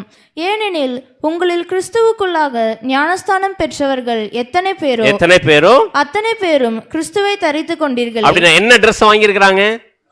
அப்படின்னா ஞானஸ்நானத்துல, அப்படின்னு நம்ம முன்னாடி எடுத்த அந்த ஞானத்தை பத்தி பேசல, இதுக்கு நம்ம பின்னாடி நம்ம பார்க்க போறோம். அப்படின்னா ஞானஸ்நானத்துல யார ட்ரெஸ்ஸா வாங்கிக்கிறோமா? நம்ம எல்லாருமே நம்ம எல்லாருமே கிறிஸ்துவ ட்ரெஸ்ஸை வாங்கிக்கிறோமா? கிறிஸ்துவ ட்ரெஸ்ஸை வாங்கும்போது இப்போ போட்டுக்கிறது யாரோட ட்ரெஸ்ஸை போட்டுக்கிறோம்? கிறிஸ்துவ ட்ரெஸ்ஸாக போட்டுக்கிறோம். நான் ஞானஸ்நானத்தில் பார்த்தா யார் மட்டும் தான் தெரிவாங்க. இப்போ நம்மளை பார்த்தா எது மட்டும் தான் தெரியுது? நமக்கு எல்லாரும் போட்டுக்கிற ட்ரெஸ் தெரியுது. இப்போ என்ன பார்க்குறீங்கன்னா எது மட்டும் தான் தெரியுது? ட்ரெஸ் போட்டு. அப்படின்னா கிறிஸ்துவ ட்ரெஸ்ஸை போட்டுக்கிட்டா யாரும் தெரிவாரு? அப்படின்னா நம்மளை பார்த்தா எப்படி தெரியணுமாம்மா? அப்படின்னா உண்மையா சத்தியத்தின் அடிப்பில் நம்ம ஞானஸ்நானம் எடுத்திருந்தா நம்ம கிறிஸ்துவ ட்ரெஸ்ஸாக போட்டுக்கிறோம். நம்மளை பார்த்தா யார் மாதிரி தெரியணும்? கிறிஸ்து மாதிரி தெரியணும். நம்ம பேசினா யார் மாதிரி பேசணும்? நம்ம வாழ்ந்தா யார் மாதிரி வாழணும்? நம்ம கிரியை செஞ்சா அப்படின்னா நம்ம செய்யக்கூடிய எந்த ஒரு செயலுமே யார் மாதிரி இருக்குன்னு பார்த்தீங்கன்னா கிறிஸ்து மாதிரி தெரியணும். நம்ம போனா என்னன்னு சொல்லணும்? கிறிஸ்து போறாரு பாருங்க அப்படின்னும். கரெக்டா? இவர் தான் உண்மையான கிறிஸ்தவன் அப்படின்னு சொல்லலாம். கரெக்டா இல்லைங்களா? ஆனால் இப்போ எப்படி சொல்றாங்க? வார்த்தையே வேற மாதிரி வருது. இவரெல்லாம் ஒரு கிறிஸ்தவனா? ஆக்சுவலா நம்ம இந்த ட்ரெஸ்ஸை வாங்கன்னு முடிவு பண்ணிட்டா, இந்த ட்ரெஸ்ஸை போட்டோம்னா, கிறிஸ்துவ தரிச்சிட்டா யார் மட்டும் தான் நம்ம வாழ்க்கையில் தெரியணும் அப்படின்னு பார்த்தீங்கன்னா கிறிஸ்து மட்டும் தான் நம்முடைய வாழ்க்கையில் பிரதிபலிக்கக்கூடியவர்களாக இருக்குன்னு பாரு. நம்முடைய சுயத்துக்கும் நம்முடைய விருப்பத்துக்கும் இங்கே என்ன இல்லை, இடம் இல்லை. அப்படின்னா சபை வகுப்பார் கிறிஸ்துன்ற ட்ரெஸ்ஸை என்ன பண்ண மாட்டாங்க? போட்டா ட்ரெஸ்ஸை என்ன பண்ண மாட்டோம் பார்த்தீங்கன்னா அழுக்கு பண்ண மாட்டாங்க. கரெக்டா? அழுக்கு ஆனா கூட இம்மிடியட் என்ன பண்ணிடுவாங்க? வாஷ் பண்ணிடுவாங்க. இம்மிடியட்டா வாஷ் பண்ணிடுவாங்க. ஆனா திரள்கூட்ட வகுப்பார் என்ன பண்ண மாட்டாங்க? இவங்க இம்மிடியட்டா வாஷ் பண்ண மாட்டாங்க. அது என்ன ஆயிடும்? உதாரணத்துக்கு ஒரு ஒயிட் ஷர்ட் இருக்குன்னு, இதுல ஒரு சின்னதாக கரை இருந்துச்சுன்னா சபை வகுப்பார் என்ன பண்ணுவாங்க? திரள்கூட்ட வகுப்பார் என்ன பண்ணுவாங்க? சபை வகுப்பார் உடனே கழுவுவாங்க. திரள்கூட்ட வகுப்பார் என்ன பண்ணுவாங்க? உடனே கழுவ மாட்டாங்க. கரெக்டா இல்லைங்களா? அப்படின்னா நம்ம சபை ஆகணும்னா கரை ஒன்று விழுந்துச்சு நம்முடைய வாழ்க்கையில. கரைன்றது எதை கரையா நம்ம சொல்லலாம்? உதாரணத்துக்கு கோபம், எரிச்சல், பொய், பொறாமை, அதே மாதிரி பாவ வாழ்க்கை, இதெல்லாமே கரை தானே. அப்படின்னா நம்ம ஒரு கிறிஸ்துவ ட்ரெஸ்ஸா வாங்குறோம்னு வச்சுக்கோங்க. வாங்குறோன்னா உதாரணத்துக்கு ஒரு பொறாமன்ற ஒரு கரை விழுந்துச்சுன்னா என்ன பண்ண? இம்மீடியட்டா கழுவணும். என்ன பண்ணோம்? தேவனுக்கிட்ட போயிட்டு, தேவனே நான் என்ன பண்ணிட்டேன்? ஒரு சகோதரி மேல பொறாமப்பட்டுட்டேன், எரிச்சல் அடைஞ்சிட்டேன், கோவப்பட்டு போயிட்டு என்ன பண்ண? இம்மீடியட்டா கழுவிட்டா நம்ம என்னவா ஆகிறது வாய்ப்பு இருக்கு? சபையாகிறது வாய்ப்பு இருக்கு. ஆனால் திரள்கூட்ட வகுப்பு என்ன பண்ணுவாங்கன்னு பார்த்தீங்கன்னா கரை விழும்போது நிறைய கரைகள் விழும் இல்லையா? விழும்போது அடடே என்னவா இருக்குது, இதே ஒரு டிசைனாக இருக்கே அப்படின்ட்டு கரையெல்லாம் நிறைய விழும்போது ஸ்பாட்ஸ் வரும் இல்லையா? விழும்போது நிறைய கரைகள் சேர்த்து வச்சுக்கிட்டு அடிக்கடிக்கு அது துவைக்கணும். என்ன பண்ணிக்கலாம்? மொத்தமா சேர்த்து துவைச்சிக்கலாம் அப்படின்ட்டு சேர்த்து வச்சிடறாங்க. சேர்த்து வைக்கிறதுனால ட்ரெஸ் முழுக்க நம்ம கரையாகுது. ஆனா சபை வகுப்பார் உண்மை உள்ளவர்கள் இம்மீடியட்டா தேவனுக்கு பிடிக்காத விஷயத்தை செஞ்ச உடனே என்ன பண்ணுவாங்க? தேவனுக்கிட்ட போய் மன்றாடி தேவனுக்கிட்ட என்ன பண்ணுவாங்கன்னு பார்த்தீங்கன்னா மன்னிப்பை வாங்குவாங்க. அப்படின்னு நம்ம யோசிச்சு பார்க்கலாம் நம்ம எந்த கேரக்டர்ல இருக்கிறோம். அப்படின்னா நம்ம இம்மிடியட் நம்ம தேவனுடைய சத்தியத்துக்கு விரோதமா தவறு பண்றோம்னா இம்மிடியட்டா தேவன்கிட்ட போயிட்டு சரண் அடைஞ்சிட்டு மன்னிப்பை வாங்கி இம்மிடியட் நம்முடைய கரைகளை கழுவக்கூடியவர்களா இருக்கிறோமா இல்லையான்னு செக் பண்ணி பார்க்கணும். இல்லைன்னா சேர்த்து வச்சுக்கணும்னு வச்சுக்கோங்க. சேர்த்து வச்சுக்கிட்டா என்ன பண்ண முடியாது? சாதாரண துவைச்சா போயிடுமா? பிரதர் ஒயிட் ஷர்ட்ல லைட்டா கரை வந்துச்சுன்னா என்ன பண்ணுவாங்க? உடனே லைட்டா என்ன பண்ணுவாங்க? சோப்பு கழுவிடா போயிடும். நிறைய கரை ஆயிடுச்சு என்ன பண்ணுவாங்க அப்படின்னு பார்த்தீங்கன்னா அவ்வளோ சீக்கிரத்தில் போகாது. அதுக்கு ஒரு ஆளை வச்சிருப்பாங்க. அவர் என்ன பண்ணுவார் பார்த்தீங்கன்னா அந்த மொத்தம் ஒயிட் ஷர்ட்ல இருக்கிற மொத்த கரையும் துவைச்சு எடுக்கிறதுக்கு என்ன பண்ணுவார் பார்த்தீங்கன்னா நல்லா தண்ணியை கொதிக்க வைப்பார். யாருங்க அவர்? அந்த வண்ணார் துவைக்கிறாங்க பார்த்தீங்களா? அவங்க என்ன பண்ணுவாங்க? நல்லா தண்ணியை சூடு பண்ணி அந்த நல்லா கொதிக்கிற தண்ணியில் வெள்ளாவி போட்டு எதை உள்ள வைப்பார். அந்த ஷர்ட்டையை உள்ள எடுத்துட்டு போயிட்டு வச்சு துவைப்பார். அப்போதான் எது போகும்? கரை போகும். அதே மாதிரி தான் திரள்கூட்ட வகுப்பார் அவங்க பண்ணக்கூடிய தவறுகளுக்கு பாவங்களை இம்மிடியட்டா தேவன்ட்டு போய் மன்னிப்பை வாங்காம அந்த கரையை கிளீன் பண்ணாம சேர்த்து வச்சுக்கிறதுனால நம்முடைய ஆண்டவர் என்ன பண்றாரு பார்த்தீங்கன்னா இந்த கரையை துவைக்கிறதுக்கு நல்லா என்ன வேணும்? நல்லா ஹீட் வேணும். அந்த ஹீட் தான் எதுன்னு பார்த்தீங்கன்னா மிகுந்த உபத்திரவம். அதான் வசனம் வாசிக்கணும் பாருங்க. வெளிப்படுத்தல் 7ஆம் அதிகாரம் 17ஆம் வசனம். வெளிப்படுத்துதல் 7ஆம் அதிகாரம் 14ஆம் வசனம். அதற்கு நான், ஆண்டவனே, அது உமக்கே தெரியும் என்றேன். அப்பொழுது அவன், இவர்கள் மிகுந்த உபத்திரவத்தில் இருந்து வந்தவர்கள். இவர்கள் தங்கள் அங்கிகளை ஆட்டுக்குட்டியானவருடைய ரத்தத்திலே தோய்த்து வெளுத்தவர்கள். ஆட்டுக்குட்டியானவர் ரத்தத்தில் தோய்த்து வெளுத்திருக்கிறாங்க. அதை தோய்த்து வெளுக்கிறதுக்கு எங்க கூட்டு போயிருக்கிறார் பாத்தீங்கன்னா, மிகுந்த உபத்திரவத்துல கூட்டு போயிருக்காங்க. அப்படின்னா இந்த மிகுந்த உபத்திரவம் யாருக்கு தேவையில்லை? சபைக்கு தேவையில்லை. ஏன்னா அவங்க விளக்கக்கூடிய கரைகளை இம்மீடியட்டா கழுவக்கூடியவங்க.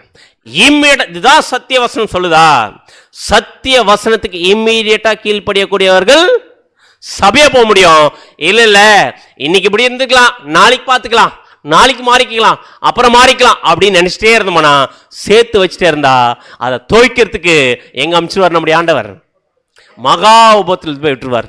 ஸோ அப்படி மகா உபத்தில் போய் துவைச்சு வெளுத்துட்டு வந்தா சிங்காசனம் கொடுத்துருவாரா? சிங்காசனம் என்னதான் துவைச்சு வெளுத்துட்டு வந்தா கூட அவங்க எங்க உட்கார முடியாதுன்னு பாத்தீங்கன்னா, சிங்காசனத்துல உட்கார முடியாது. வசனம் வாசிக்கலாம். வெளிப்படுத்தல் 7ஆம் அதிகாரம் 15ஆம் வசனம். வெளிப்படுத்துதல் 7ஆம் அதிகாரம் 15ஆம் வசனம். ஆனபடியால் இவர்கள் தேவனுடைய சிங்காசனத்திற்கு முன்பாக இருந்து இரவும் பகலும் அவருடைய ஆலயத்திலே அவரை சேவிப்பார்கள். சிங்காசனத்தின் மேல் வீற்றிருக்கிறவர் இவர்களுக்குள்ளே வாசமாயிருப்பார். அப்படின்னா இவங்க எங்க நிக்கிறவங்க அப்படின்னு பாத்தீங்கன்னா, சிங்காசனத்தில் உட்கார்றது லட்சத்தில் அம்பேர். இம்மிடியட்டா கரைகளை கழுவிக்கிறவங்க. சிங்காசனுக்கு முன்னாடி நிக்கிறது. எப்படிதான் பரலோகத்துக்கு வரணும்னா ட்ரெஸ் எப்படிதான் பண்ணி ஆகணும்? பர்ஃபெக்டா பியூரா வச்சுக்கணும். கிறிஸ்துவ ட்ரெஸ்ஸ கிளீனா வச்சுக்கிட்டா மட்டும்தான் பரலோகத்துக்கு போக முடியும். ஆனா ஒரு குரூப் இம்மிடியட்டா கரைகளை கிளீன் பண்ணி போயிடுறாங்க, சிங்காசனம் உட்காந்துறாங்க. ஆனா இன்னொரு குரூப் கிளீன் பண்ணி போகுது, ஆனா எங்க உட்கார முடியல? சிங்காசனம் உட்கார முடியல. எங்க நிக்குது? சிங்காசனம் முன்னாடி நிக்குது. அப்படின்னா இவங்க கரையாச்சு இல்லைங்களா? எப்படி இவங்க கரைப்படுத்திக்கினாங்க? எப்படி இவங்க கரைப்படுத்திக்கினாங்க அப்படின்றத ஒரு புஸ்தகத்தில் இருக்குது. அந்த புஸ்தகம் கிறிஸ்தவர்களா இருக்கு நம்ம படிக்காத புஸ்தகம். அது எந்த புஸ்தகம்? வெளிப்படுத்தின புஸ்தகம். அது இல்லை. கிறிஸ்தவர்களுக்கு இந்த புஸ்தகத்தை நினைச்சா ரொம்ப அசிங்கமான புஸ்தகமா பார்ப்பாங்க. அது எந்த புஸ்தகம்? Very good. ஏன்னா இன்னைக்கு வரைக்கும் அப்படி சொல்லி கொடுத்துருக்குறாங்க. கரெக்டுங்களா? ஆக்சுவலா உன்னத பாட்டு புஸ்தகம் இருக்கு இல்லைங்களா? Song of songs. இந்த புக்கு படிச்சிருக்கிறோமா இதுக்கு முன்னாடி? யாருக்காச்சும் படிக்க சொல்லுவோமா நம்ம பசங்க கிட்ட? யாருக்காச்சும் இந்த புஸ்தகத்தை படிங்கன்னு சொல்லுவோமா? என்ன பண்ண மாட்டோம், அவ்வளோ சீக்கிரத்தில் சொல்ல மாட்டேன். ஏன்னு பார்த்தீங்கன்னா, பிரதர் அது எப்படி இருக்கு படிக்கிறதுக்கே ரொம்ப அசிங்கமாக இருக்கே அப்படின்னு நம்ம யோசிக்கலாம். இப்போ என்னோட கேள்வி, அசிங்கமாக இருக்கக்கூடிய புஸ்தகத்தை பரிசுத்த வேதாகமத்தில் தேவன் வைப்பாரா? அப்படின்னா அதில் இருக்கக்கூடிய விஷயங்களை படிக்க வேண்டிய விதத்தில் நம்ம படிக்காதனால தான் அது எப்படி தெரியுதுன்னு பார்த்தீங்கன்னா ரொம்ப அசிங்கமான புஸ்தகமாக தெரியுது. ஆனால் படிக்க வேண்டிய விதத்தில் படித்தா உண்மையிலே பியூட்டிஃபுல்லான புஸ்தகம். அதுக்கு பேரே பாருங்க, உன்னத பாட்டு. அது பாட்டு, அது எப்படிப்பட்ட பாட்டாதாமா? அதில் இருக்கிறது எல்லாமே உன்னத பாட்டு. அப்படின்னா அது உன்னத பாட்டா இருக்குதுன்னா அது எப்படி படிக்கணுமோ அந்த விதத்தில் படிக்காதனால இன்னைக்கு கிறிஸ்தவர்கள் அந்த புஸ்தகத்திலே ஒரு தவறா பார்க்குறாங்க. அப்படின்னா இந்த புஸ்தகத்தை எப்படி படிக்கலாம்னு பார்த்தீங்கன்னா, இந்த புஸ்தகத்தில் வரக்கூடிய ஹீரோ யாருங்க அப்படின்னு பார்த்தீங்கன்னா நம்முடைய ஆண்டவராகிய இயேசு கிறிஸ்து. ஹீரோயின் யாருன்னு பார்த்தீங்கன்னா சபை வகுப்பார். இவங்க ரெண்டு பேரும் பேசிக்கிற கான்வர்சேஷன் இந்த புஸ்தகமே. அவங்க ரெண்டு பேர் பாடுற பாட்டு அதுதான் இந்த புஸ்தகமே. இப்போ வசனம் வாசிக்கலாம் பாருங்க. இந்த வியூல போய் படிக்கலாம். எப்படி படிக்கலாம்னு பார்த்தீங்கன்னா, உன்னத பாட்டு 2ஆம் அதிகாரம் 16ஆம் வசனம். உன்னத பாட்டு 2ஆம் அதிகாரம் 16ஆம் வசனம். என் நேசர் என்னுடையவர். இப்போ யாரை பார்த்து சொல்றது? சபை கிறிஸ்துவ பார்த்து சொல்லுது. யாருங்க சபை? இப்போ நம்ம யாரை பார்த்து பேசணுமாமா? நம்முடைய ஆண்டவரை பார்த்து சொல்றோமாமா என் நேசர்.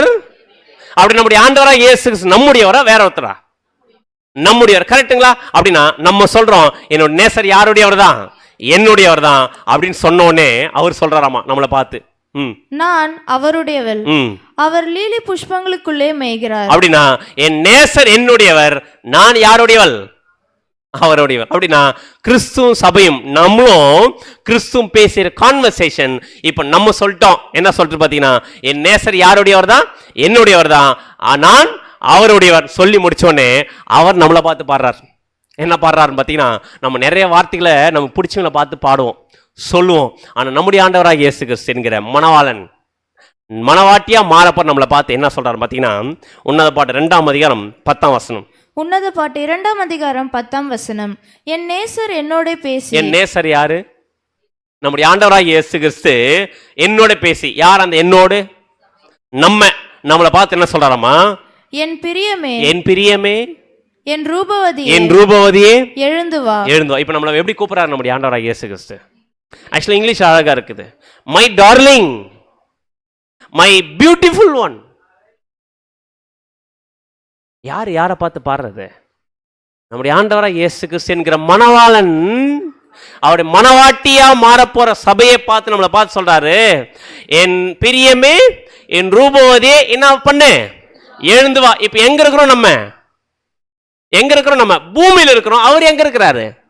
பரலோகத்தில் இருக்காரு. இப்ப நம்மளை கூப்பிடுறாரு, என்ன பண்ணுங்க, என் பிரியமே, என் ரூபவதியே, நீங்க எங்க இருக்காதீங்க, பூமியில் இருக்காது, நீங்க எங்க வாங்க, எழுந்து வாங்க. எழுந்து வாங்கன்னு சொல்றாருன்னா என்ன பண்ண? இமீடியட்டா சபையா நம்ம இருந்தோம்னா என்ன பண்ணோம்? இம்மீடியட்டா நம்முடைய ஆண்டவராக இயேசு கூப்பிட்டாருன்னா என்ன பண்ண? இம்மீடியட்டா கிளம்புறது எதுன்னு பார்த்தீங்கன்னா சபை. இம்மீடியட்டா கிளம்புறது எதுன்னு பார்த்தீங்கன்னா சபை. என்ன பண்ணவே மாட்டாங்க, லேட் பண்ணவே மாட்டாங்க. அவர் சொல்லிட்டா அது இம்மீடியட்டா கேட்கறது சபை வகுப்பார். ஆனா திரள் கூட்ட வகுப்பா இருக்கான் பார்த்தீங்களா, அவங்க என்ன சொல்லுவாங்களாமா? வசனம் வாசிக்கலாம். உன்னத பாட்டு 5ஆம் அதிகாரம் 2ஆம் வசனம். உன்னத பாட்டு 5ஆம் அதிகாரம் 2ஆம் வசனம். நான் நித்திரை பண்ணினேன், என் இதயமோ விழித்திருந்தது. என்ன ஆயிட்டு இருக்குதாமா? நான் தூங்கிட்டு இருக்கிறேன், ஆனா என்னுடைய ஹார்ட் என்னதான் இருக்குது? விழிப்பதா இருக்குது. கதவை தட்டுகிற என் நேசரின் சத்தத்தை கேட்டேன். யாருங்க அந்த நேசர்? நம்முடைய ஆண்டவராக இயேசு என்ன பண்றாராமா? கதவை தட்டுற நேசருடைய சத்தத்தை கேட்டேன். என் சகோதரியே, என்னென்ன சொல்லி தட்டுறாராமா? என் சகோதரியே, என் பிரியமே, என் பிரியமே, என் புறாவே, என் புறாவே, என் உத்தமியே, என் உத்தமியே, கதவை திற. என் தலை பனியினாலும் என் தலைமயிர் இரவில் பெய்யும் தூறலினாலும் நனைந்து. இந்த வார்த்தைய யாருக்கு அதிகமா யூஸ் பண்ணுவாங்க? இந்த வார்த்தையை பொதுவா யாருக்கு யூஸ் பண்ணுவாங்க பார்த்தீங்கன்னா, யாரை நம்ம ரொம்ப நேசிக்கிறோமோ அவங்கள இந்த வார்த்தையை யூஸ் பண்ணுவோம். இப்போ நம்முடைய ஆண்டவராக இயேசு கிறிஸ்து நம்மளை பார்த்து இந்த வார்த்தையை சொல்றாருன்னா, என் சகோதரியே, என் பிரியமே, என் புறாவே, என் உத்தமியே அப்படின்னு சொல்லி என்ன பண்ண சொல்றாரு? கதவை திற அப்படின்னு சொல்றாரா இல்லையா? அப்படின்னா கதவை தட்டுற சத்தம் கேட்குதா நமக்கு? கேட்குதா கேட்கலீங்களா? தட்டுறாரா இல்லைங்களா? தட்டுறாருன்றத எங்க வாசிக்கலாம் தெரியுங்களா? எங்க வாசிக்கலாம் பார்த்தீங்கன்னா, வெரி குட் பிரதர், வெளிப்படுத்துற விசேஷம் 3ஆம் அதிகாரம் 20. எங்கெங்கெல்லாம் லிங்க் இருக்கு பாருங்க. அப்படின்னா வசனம் வாசிக்கலாம். வெளிப்படுத்தல் 3ஆம் அதிகாரம் 20ஆம் வசனம். வெளிப்படுத்துதல் 3ஆம் அதிகாரம் 20ஆம் வசனம். இதோ வாசற்படியிலே நின்று தட்டுகிறேன். ஒருவன் என் சத்தத்தை கேட்டு கதவை திறந்தால். என்ன சத்தம் நம்முடைய ஆண்டவராக இயேசு கொடுக்கிறார்? தட்டுற இந்த டோரை வந்து தட்டுனுக்கிறாரா? எதை தட்டுறார்? இதய கதவை தட்டுறாரா? தட்டும் போது என்ன கொடுக்கிறாரு பார்த்தீங்கன்னா, சத்தம் வருதா? யாருடைய சத்தம்? என்ன சத்தம் நமக்கு கேட்குது? நம்முடைய ஆண்டவர் பேசக்கூட சத்தம் கேட்குது. எது அவருடைய சத்தம்? Very good brother. வசனம்ன்றத வசனத்துக்குள்ள இருக்கிற சத்தியங்கள். அப்படின்னா வாரம் நாம் கேட்கக்கூடிய சத்தியங்கள் யார் கொடுக்கிற சத்தம்? நம்முடைய ஆண்டவராகிய இயேசு கொடுக்கிற சத்தம். ஒருவனின் சத்தத்தை கேட்டு கதவை திறந்தால் அப்படின்னு அர்த்தம். நம்முடைய ஆண்டவராகிய இயேசு கொடுக்கக்கூடிய சத்தியத்தை கேட்டு எதை திறக்கணும்? எந்த கதவை? இதய கதவை திறந்தால் அவனிடத்தில் நான் பிரவேசித்து அவனோட போஜனம் பண்ணுவேன், அவனும். அப்படின்னு அர்த்தம். நம்முடைய ஆண்டவராகிய இயேசு கிறிஸ்துவோட சத்தியத்தை யார் கொடுக்கிறாராமா? நமக்கு கொடுக்கிறாராமா? நம்மளும் யார் கூட சேர்ந்து சாப்பிட போறோமாமா?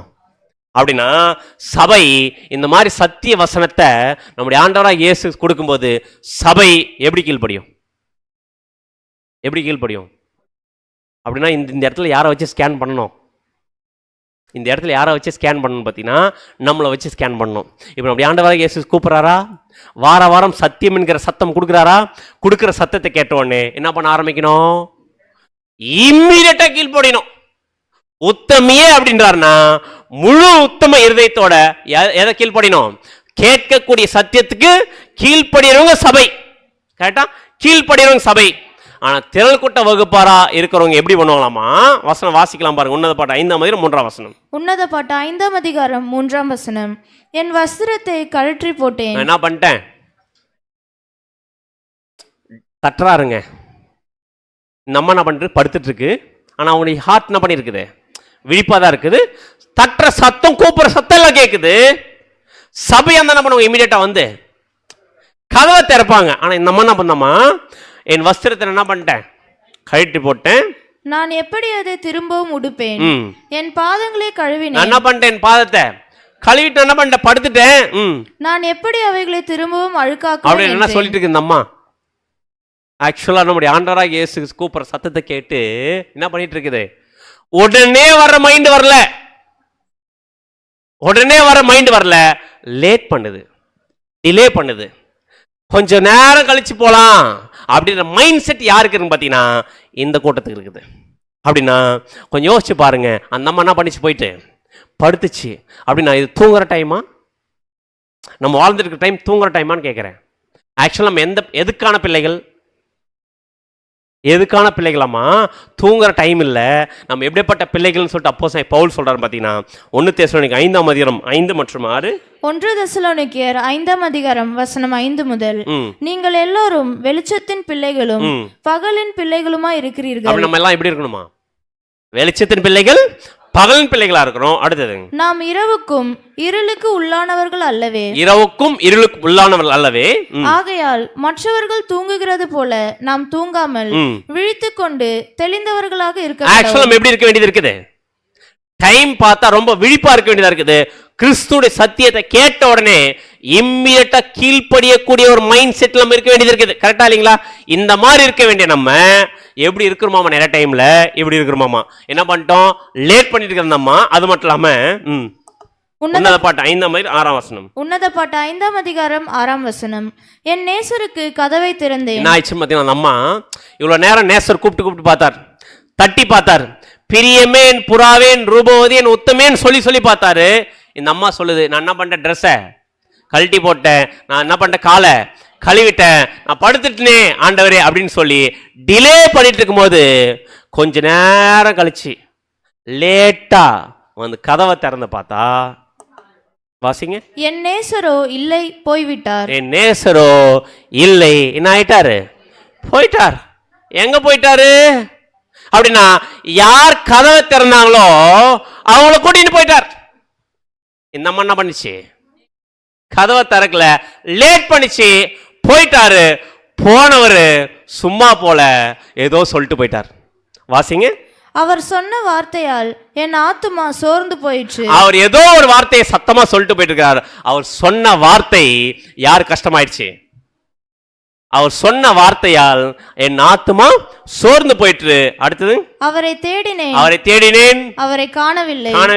அவரை கூப்பிட்டேன், அவர் எனக்கு மறு உத்தரவு கொடுக்கவில்லை. இல்ல, அவர் என்ன ஆயிட்டார்? அவரு போயாச்சு. அடுத்து, அப்படின்னா அவரை கூப்பிட்டேன், அவர் என்ன பண்ணல? எனக்கு மறு உத்தரவு கொடுக்கல. அப்படின்னா இந்த அம்மா என்ன பண்ணிச்சு? அவர் கூப்பிட்ட அந்த சத்தத்துக்கு இம்மிடியட் ரெஸ்பான்ஸ் கொடுக்காதனால மனவாட்டியா மாறக்கூடிய வாய்ப்பு ஆயிடுச்சு. இறந்துட்டாங்க. அவர் போயிட்டார். தேடி பார்க்குது, என்ன பண்ணல மணவாளன்? இல்ல. ஏன் இல்லைன்னா, ரெடியா யார் இருந்தாங்களோ, ரெடியா யார் திறந்தாங்களோ, ரெடியா யார் இம்மிடியட்டா சத்திய வசந்த் கீழ்ப்படிஞ்சாங்களோ அவங்களை கூட்டு என்ன பண்ணிட்டாரு? போயிட்டார். இம்மிடியட்டா போயிட்டுங்க. சபை வகுப்பார் இந்த குரூப் லேட்டா வந்து கதவை திறந்து பார்த்தா நேசர் இல்லை அப்படின்னு கண்டுபிடிக்கிற குரூப் என்ன குரூப்பு? திரள் கூட்ட வகுப்பார். ஆனா போனவர் சும்மா போல ஒரு வார்த்தையை சொல்லிட்டு போயிட்டார். ஏதோ ஒன்று சத்தமா சொல்லிட்டு போயிட்டார். சத்தமா சொல்லிட்டு போன அந்த வார்த்தை கேட்டதுனால யாருடைய ஆத்மா சோர்ந்து போயிடுச்சு? நம்முடைய ஆண்டவராகி இயேசு கிறிஸ்து சொன்ன வார்த்தையினால இந்த ஒரு திரள் கூட்ட வகுப்பாருக்கு ஒரு மிகப்பெரிய சோர்வு வந்துச்சு. என்ன சொல்லிட்டு போனார்? போகும்போது குட் பை சொல்லிட்டு போனாரா? என்ன சொல்லிட்டு போனார்? ஆனால் அது ரொம்ப யாருக்கும் கஷ்டமாயிட்டுக்குது. யாருக்கு ரொம்ப கஷ்டமாயிட்டு பார்த்தீங்கன்னா, அந்த திரள் கூட்ட வகுப்பார் கஷ்டமாயிட்டு இருக்குது. அது என்ன சொன்னார் அப்படின்றத நம்முடைய ஆண்டவராக இயேசு கிறிஸ்து பேசின ஊமையில் கண்டுபிடிக்கலாம். என்ன பிரதர் எங்கெங்கயோ லிங்க் வருது பார்த்தீங்களா அப்படின்னா இங்க பார்க்கலாம். எத்தனை கன்னிகை? 10 கன்னிகை. இந்த 10 கன்னிகையில 5 யாரோ சொன்னீங்க விவேகம் உள்ளவர்களா? ஆக்சுவலா எப்படி சொல்லலான்னு பார்த்தீங்கன்னா 5 கன்னிகை புத்தி உள்ள கன்னிகை, 5 கன்னிகை புத்தி இல்லாத கன்னிகை. இப்போ புரிஞ்சிருக்க நினைக்கிற அந்த பாயிண்ட்டை இப்போ வசனம் வாசிக்கலாம் பாருங்க. மத்திய 25ஆம் அதிகாரம் 1ஆம் வசனம் 2ஆம் வசனம். மத்தேயு 25ஆம் அதிகாரம் வசனம் 1 முதல். அப்பொழுது பரலோக ராஜ்யம் தங்கள் தீவட்டிகளை பிடித்து கொண்டு மணவாளனுக்கு எதிர்கொண்டு போக புறப்பட்ட 10 கன்னிகைகளுக்கு ஒப்பாயிருக்கும். 10 கன்னிகை இருக்கிறாங்க. 10 பேருமே யார் தான்? 10 பேருமே கன்னிகைகள் தான். யாருக்கு எதிர்கொண்டு போறாங்க? மணவாளனுக்கு எதிர்கொண்டு போறாங்க. அந்த மணவாளன் யாரு? நம்முடைய ஆண்டவராக இயேசு. நம்முடைய ஆண்டவராக இயேசு கிறிஸ்து என்கிற மணவாளனுக்கு ஏன் எதிர்கொண்டு போறாங்க பார்த்தீங்கன்னா, யாரா மாறத்துக்காக எதிர்கொண்டு போறாங்க? மணவாட்டியா மாறத்துக்கு எதிர்கொண்டு போறாங்க. அப்படி போறவங்க அவர்களில் 5 பேர் புத்தி உள்ளவர்களும் 5 பேர் புத்தி இல்லாதவர்களுமா இருந்தார்கள். அப்படி போனவங்க 5 பேர் எப்படிப்பட்டவங்க? ரொம்ப புத்தி உள்ளவர்கள், 5 பேர் புத்தி இல்லாதவர்கள். சோ இப்படி போயிட்டு இருக்கிறவங்க மணவாளன் வருவார் எதிர்கொண்டு போறவங்க என்ன ஆயிடுச்சுன்னு பாத்தீங்கன்னா லேட் ஆயிடுச்சு. யார் வரத்துக்கு?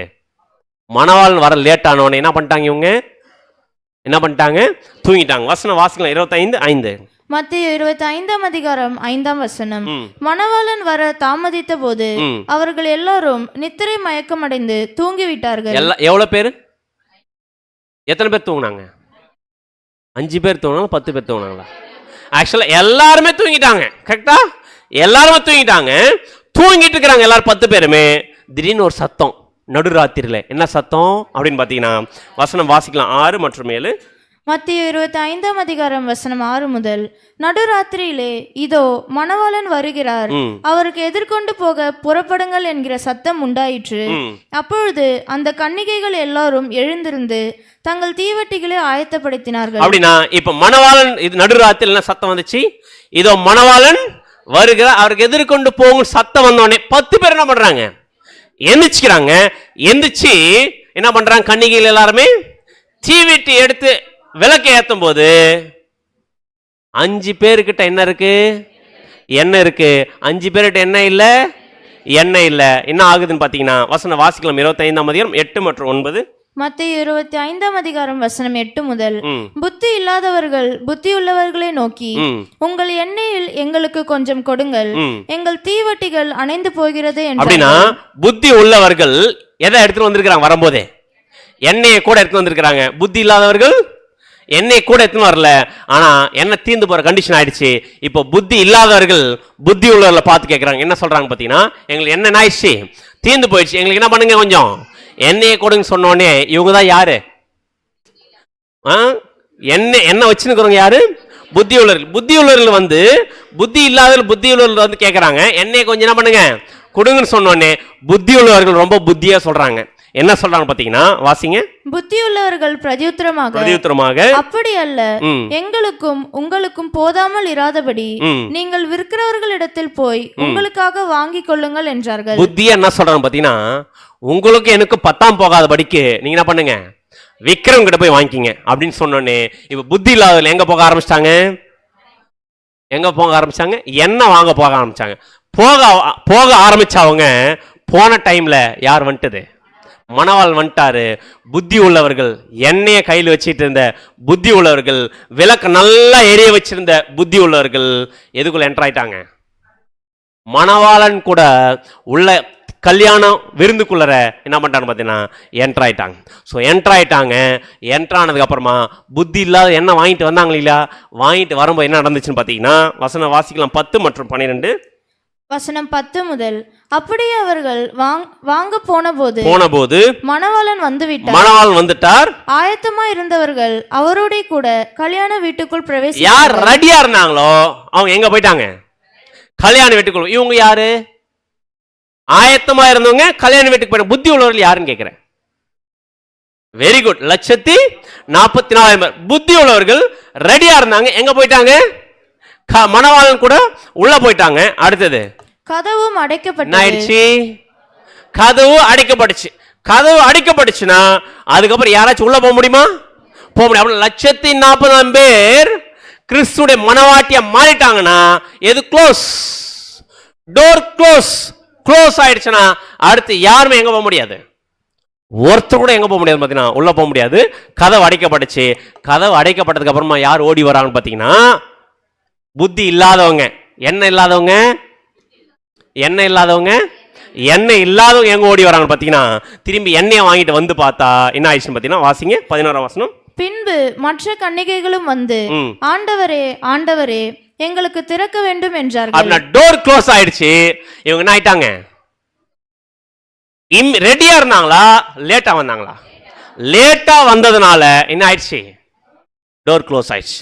டோர் க்ளோஸ் ஆனது தான். 1,44,000 பேரோட செலக்ஷன் முடிஞ்சனா முடிஞ்சதா? யாருக்காகும், எதுக்காகும்? நம்முடைய ஆண்டவராக இயேசு கிறிஸ்து டோர் ஓப்பனே பண்ண மாட்டார். முடிஞ்சுதான். லாக் பண்ணிட்டானா முடிஞ்சு.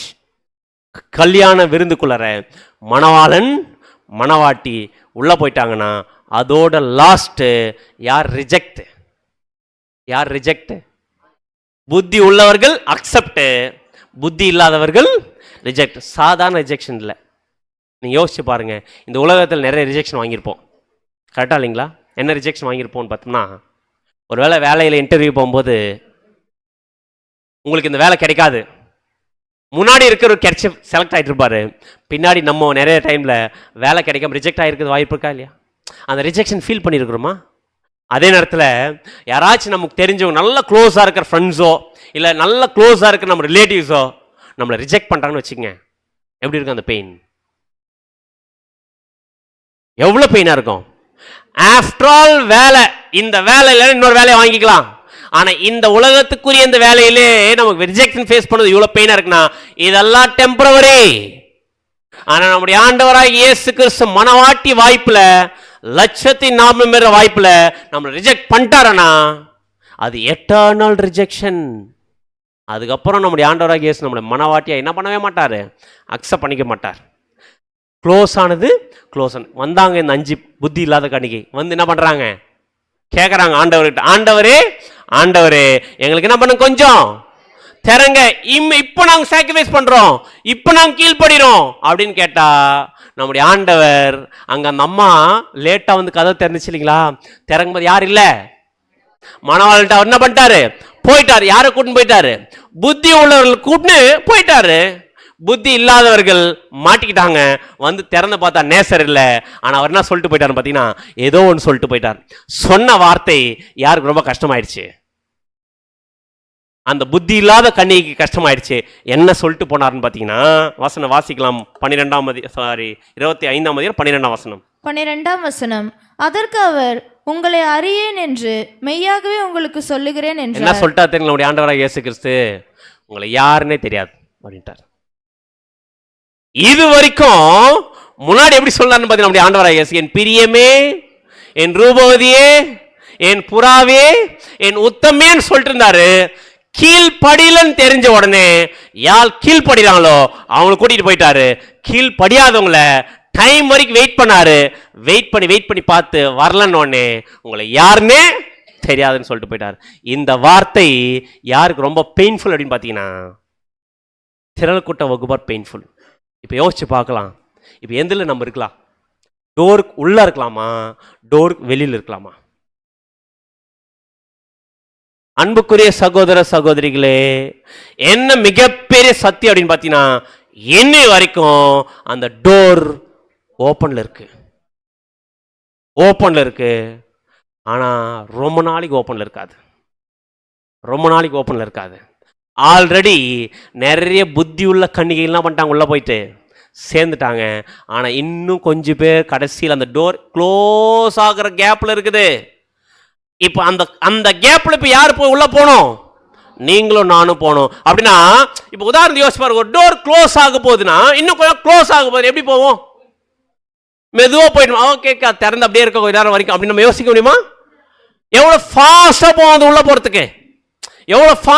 போகிறதுக்கு, அந்த மாதிரி டைம் தான் எதுன்னு பார்த்தீங்கன்னா, இப்போ நீங்களும் வாழ்ந்துட்டு நானும் வாழ்ந்துட்டு டைம். கொஞ்சம் வெயிட் பண்ணோம், சத்திய வசனத்தை வாரம் கேட்டு கீழ்படிஞ்சிக்கலாம், மாத்திக்கலாம் அந்த சுபாவத்தை, அப்புறம் காமிச்சிக்கலாம் கிறிஸ்துடைய கேரக்டர் அப்படின்னு டிலே பண்ணிருந்தோம்னா, யார் கேட்டு இம்மிடியேட்டா கேரக்டர் காமிக்கிறாங்களோ கிறிஸ்து அவங்க என்ன பண்ணிப்பாரு, சபையை கூட்டிட்டு போயிடுவார். ஆனால் நம்ம லேட் பண்ணுறவங்களா இருக்கக்கூடாது, சீக்கிரம் குணலட்சணங்களை மாற்றிக்கொள்ள இருக்கணும். ஏன்னா ஒரு வேளை லேட் பண்ணிட்டேன்னு வச்சுக்கோங்க, சபையை வாய்ப்பாக மாறலைன்னா அதுக்கப்புறம் நம்ம பாட்டு பாட வேண்டியதான். இந்த கண்டிஷனில் வந்துட்டோம்னா பாட்டு பாட வேண்டியதான். என்ன பாட்டு பாட வந்தீங்களா? அப்போ ஒரு பாட்டு இருக்கு. என்ன பாட்டுன்னு பார்த்தீங்கன்னா எரேமியா 8:20. எரேமியா 8:20. அறுப்பு காலம் சென்றது, கோடை காலமும் முடிந்தது, நாமோ ரட்சிக்கப்படவில்லை. என்ன பாட்டு இது? ஆக்சுவலா வாசிச்சுன்னு பாடுவோம். என்ன பாட்டுன்னு பார்த்தீங்கன்னா அறுப்பு காலம் சென்றது, கோடை காலம் முடிஞ்சது, நாம என்ன பண்ணல. அறுப்பு காலம்னா அறுவடை டைம், கிறிஸ்துவோடைய மனவாட்டி என்ன பண்ற டைம், செலக்ட் பண்ற டைம் பார்த்தீங்கன்னா முடிஞ்சிச்சு, கோடைக்காலம் முடிஞ்சு, நாம் என்ன பண்ணல, ரட்சிக்கப்படவில்லை.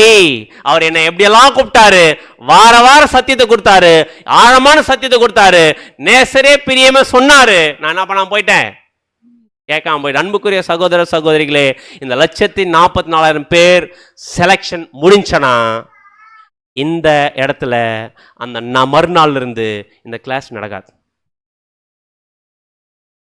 நான் சொல்ற விஷயம் புரியுதுங்களா? 1,04,000 பேர் செலெக்ஷன் முடிஞ்சுன்னா, ஒரு வேளை உதாரணத்துக்கு அடுத்த மாதம் முடிஞ்சுன்னு வச்சுக்கங்க, அடுத்த மாதம் முடிஞ்சுன்னா அதுக்கப்புறம் இந்த இடத்துல கிளாஸ் நடக்க வேண்டிய அவசியம் இல்லை. எதுக்காக என் கிளாஸ் நடத்தினுக்காரு தெரியுங்களா? ஆண்டவராக இயேசு கிறிஸ்து அப்படின்னு பார்த்தீங்கன்னா இம்மிடியட்டா சத்தியத்தை கேட்டு கீழ்ப்படிஞ்சு மனவாட்டியா 1,04,000 பேரில் ஒருத்தராக மாறுவதற்காக தான் இந்த பாடங்கள் நம்முடைய ஆண்டவராக இயேசு கிறிஸ்து என்ன பண்ணிருக்கிறாருங்க, கொடுத்துருக்கிறார். ஆனால் டிலே பண்ணோம். அதுக்கப்புறம் பிரதர் வார வாரம் இந்த கிளாஸ் கிடைச்சே மறுபடியும் கிடைக்காதா அப்படின்னு கேட்டா முடிஞ்சுதா அப்படின்னா இது எவ்வளோ பெரிய பொக்கிஷமான டைம், எவ்வளோ பெரிய ப்ரீஷியஸான ட்ரூத்து. நம்ம இந்த உலக பிரகாரமான இந்த காரியத்துக்காக இந்த சத்தியத்தை கேட்கறதுலையோ இந்த சத்தியத்தை கீழ்ப்படிதையோ மிஸ் பண்ணலாமா? யாருக்காச்சும் விட்டு கொடுக்கலாமா? இந்த ட்ரூத்தை விட்டே கொடுத்துக்கூடாது. விட்டு கொடுத்தோம்னா நம்முடைய ஆண்டவராக இயேசு கிறிஸ்து க்ளோஸ் பண்ணுவார் எதை, வாய்ப்பை. அப்படின்னா நம்ம யாரா இருக்கணும் பார்த்தீங்கன்னா 10 கன்னிகைகள். என்ன கன்னிகைகளா இருக்கணும்? புத்தி உள்ள கன்னிகளா இருக்கணும். புத்தி உள்ள கன்னிகைகள் தான் பத்தி சொல்லும்போது அப்போஸ்தலன் பவுல் எப்படி சொல்றாரு பார்த்து நம்மளை பார்த்து 2 கொரிந்தியர் 11:2. 2 கொரிந்தியர் 11:2. நான் உங்களை கற்புள்ள கன்னிகையாக கிறிஸ்து என்னும் ஒரே புருஷனுக்கு ஒப்பு கொடுக்க நியமித்தபடியால். அப்படின்னா அப்போஸ்தலன் பவுல் தெளிவா சொல்றாரு, நான் உங்களை, யார் அந்த உங்களை, நம்மளை கற்புள்ள கன்னிகையாக கிறிஸ்து என்னும் ஒரே புருஷனுக்கு, அப்படின்னு நம்முடைய ஆண்டவராக இயேசு கிறிஸ்து என்கிற மணவாளனுக்கு கற்புள்ள ஒரு வாழ்க்கையை வாழக்கூடியவர் யாருன்னு பார்த்தீங்கன்னா 1,44,000. அப்படின்னா கற்புள்ள மனைவிக்கும் கற்பில்லாத மனைவிக்கு என்ன வித்தியாசம்? கற்புள்ள மனைவி யார் பேச்ச மட்டும் கேட்பாங்க, மணவாள் என்ன சொல்றாரோ அது அப்படியே கீழ்ப்படியும் கற்புள்ள கன்னிகை. மணவாள் சொல்றதை கேட்காம மற்ற எல்லாரும் சொல்றதை கேட்கறத கற்பில்லாத ஸ்திரீ. அப்படி நீங்களும் நானும் கற்புள்ள கன்னிகையா கற்பில்லாத கன்னிகையா? அப்படின்னா மணவாளன் யாரு? இயேசு. அப்படி இயேசு கிறிஸ்து என்ன சத்திய வசனத்தை சொல்றாரோ என்ன பண்ண இமீடியட்டா கீழ்ப்படிஞ்சா நம்ம கற்புள்ள கன்னிகையா இருக்கலாம். அப்படின்னா இப்போ நம்முடைய ஆண்டவராக இயேசு கிறிஸ்துவ பார்க்கறதுக்கு ஆயத்தமாகி போயிட்டு இருக்க நம்ம கையில் என்ன இருக்கணும் தெரியுங்களா? கற்புள்ள கன்னிகையா புத்தி உள்ள கன்னிகையா இருக்கணும். என்ன கையில் என்ன இருக்கணும்? விளக்கு இருக்கணும். விளக்கு என்ன ஆகிட்டு இருக்கணும் பார்த்தீங்கன்னா நல்லா எரிஞ்சிருக்கணும். அந்த வெளிச்சம் இருந்தால் தான் நம்ம அவர் எங்கே இருக்கிற என்ன பண்ண முடியும், சரியான பாதையில் தேடி போகணும். அப்படின்னா எதுங்க நமக்கு விளக்கு? எங்க வாசிக்கலாம் அந்த வசனத்தை? Very good brother. நீதிமொழிகள் 6:23. நீதிமொழிகள் 6:23. கட்டளையே விளக்கு, கட்டளையே விளக்கு, வேதமே வெளிச்சம், வேதமே வெளிச்சம். அப்படின்னா எது நமக்கு வெளிச்சம்? அப்படின்னா கற்புள்ள கன்னிகைக்கு புத்தியுள்ள கன்னிகைல இருக்கு நமக்கு எது வெளிச்சம்?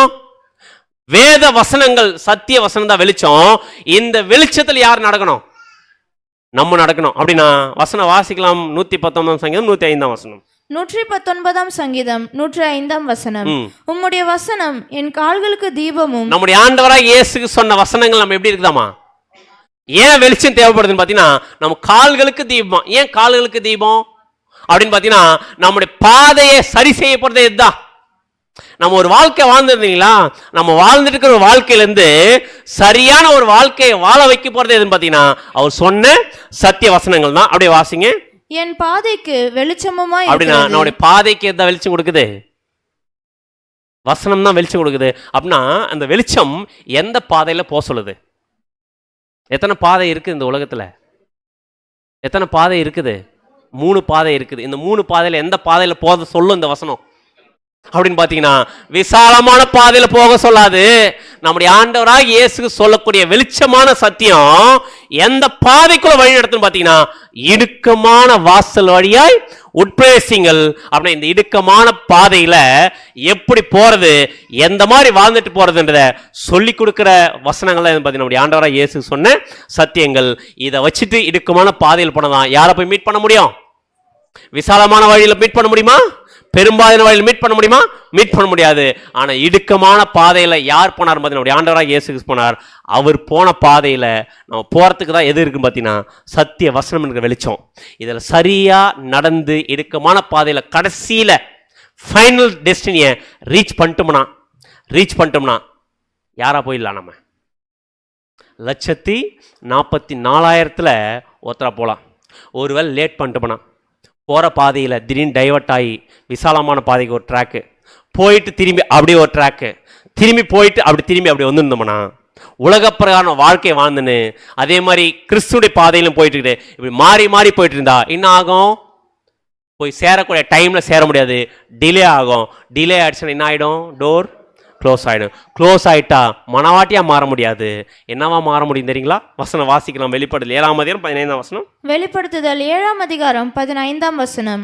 ஆனபடியால் இவர்கள் தேவனுடைய சிங்காசனத்திற்கு முன்பாக இருந்து இரவும் பகலும் அவருடைய ஆலயத்திலே அவரை சேவிக்கிறார்கள். சிங்காசனத்தின் மேல் வீற்றிருக்கிறவர் இவர்களுக்குள்ளே வாசமாயிருப்பார். அப்படி டிலே ஆகி போனா எங்க போயிடுமா? இவர்கள் தேவனுடைய சிங்காசனத்துக்கு முன்பாக இருந்து இரவும் பகலும் ஆலயத்திலே அவர்களை சேவிக்கிறார்கள். யாருங்க இந்த ஆலயத்தில் சேவிக்கிற குரூப்பு அப்படின்னு பார்த்தீங்கன்னா திரள் கூட்டத்தார் வகுப்பார். சிங்காசனம் உட்கார்றது யாரு அப்படின்னா கிறிஸ்துவும் சபையும் சிங்காசனம் உட்கார்ந்துருக்கிறாங்க. இந்த திரள் கூட்ட வகுப்பார் சிங்காசனம் முன்னாடி நிற்கிறாங்க. இவங்க திரள் கூட்ட வகுப்பார் யாரை சேவிக்கிறாங்களாமா? சிங்காசனம் உட்காரங்களும் சேவிக்கிறாங்களாமா. அப்படின்னா சேவிக்கிறது என்ன? சேவிக்கிறது அதான் சேவிக்கிறது என்ன பண்ணுவாங்க? அவங்க சேவை செய்யறது. சேவைனா சர்வ் பண்றது. கரெக்டா இல்லைங்களா? அப்படின்னா கிறிஸ்துவுக்கும் சபைக்கும் என்ன பண்ணுவாங்க? என்னவா இருப்பாங்களா? இவங்க ஒரு சர்வெண்டா இருப்பாங்க. கரெக்டா இல்லைங்களா? கிறிஸ்துவுக்கும் சபைக்கும் சர்வெண்டா இருப்பாங்க. இப்போ இதை எப்படி சொல்லலாம்னு பார்த்தீங்கன்னா நம்முடைய ஆண்டவராக இயேசு கிறிஸ்து யாரு? மணவாளன். நம்முடைய ஆண்டவராக இயேசு கிறிஸ்துவோட கூட லட்சத்தில் நம்ம யாரா மாற போறவங்க? மனவாட்டியா மாற போறாங்க. அவங்க புத்தி உள்ள கன்னிகை உள்ள போனாங்க இல்லையா? என்ன விருந்து ஸ்டார்ட் ஆகுது? கல்யாண விருந்து. கரெக்டுங்களா? அப்படின்னா யாருக்கு மேரேஜ் நடக்க போகுது? கிறிஸ்து என்கிற மனவாளனுக்கும் 1,04,000 சபை என்கிற மனவாட்டிக்கும் மேரேஜ் நடக்க போதா? மேரேஜ் நடக்க போதுன்னா இந்த மேரேஜ்ல இவங்க என்னவா இருப்பாங்க? சர்வெண்டா இருப்பாங்க. அப்படின்னா இங்க சர்வெண்ட் சொல்ற விதத்தை வேற விதத்தில் சொல்லணும்னா மனவாளனுக்கு மனவாட்டி போகக்கூடிய 1,04,000 பின்னாடி யார் போறது? யார் போவாங்க?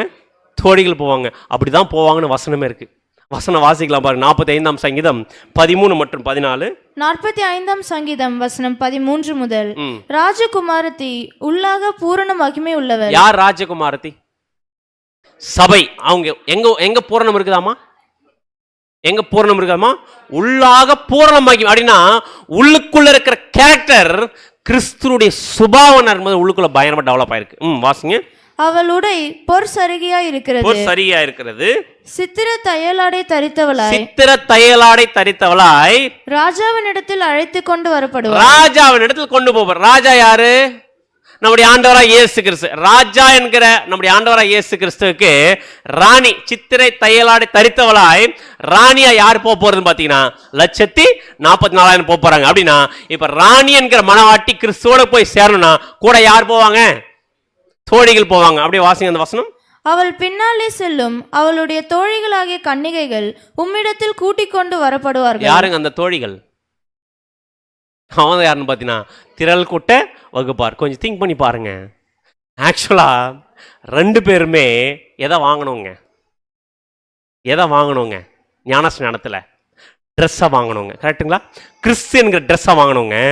வாங்கினவங்கள ஒரு குரூப்பு அந்த ட்ரெஸ்ஸை பர்ஃபெக்டாக பாதுகாத்து கிறிஸ்துடைய குணலட்சணத்தை மரணப்பரிதம் காத்து கொண்டதுனால எங்கே நிற்கிறாங்கன்னு பார்த்தீங்கன்னா, மணவாளனுக்கு பக்கத்தில் மணவாட்டின்ற கேடரில் நிற்கிறாங்க. ஆனால் இவங்க எங்கே நிற்கிறாங்கன்னு பார்த்தீங்கன்னா, அதே ட்ரெஸ் வாங்கணுங்க, துவைச்சவங்க உடனே துவைக்கல, லேட்டாக துவைச்சுங்க. ஆனால் எப்படி இருந்தாலும் என்ன பண்ணி தான் ஆகணும்? ட்ரெஸ்ஸை க்ளீன் பண்ணி தான் ஆகணும். க்ளீன் பண்ணதில் இம்மிடியட்டாக க்ளீன் பண்ணவங்க மணவாட்டி, லேட்டாக க்ளீன் பண்ணவங்க தோழிகள். எப்படி இருக்கும்? கொஞ்சம் யோசிச்சு பாருங்களேன். இது ரெண்டுத்துக்கு வித்தியாசம் எங்கே இருக்கு? ரொம்ப பெரிய டிஃப்ரெண்ட்டா? ஆக்சுவலா இடம் பக்கத்தில் இருக்கலாம். ஆனால் என்னதான் இவங்க தோய்த்து வெளுக்கப்பட்டா கூட என்ன ஆசீர்வாதத்துக்கு வர முடியாது, மணவாட்டியா உட்கார முடியாது.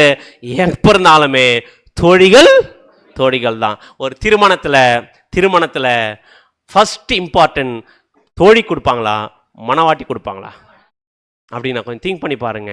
ஆக்சுவலா இவங்க எதுக்கு வந்தவங்க தான்? எது ஆகிறதுக்கு வந்தவங்க தான்? மணவாட்டி ஆக வந்தவங்க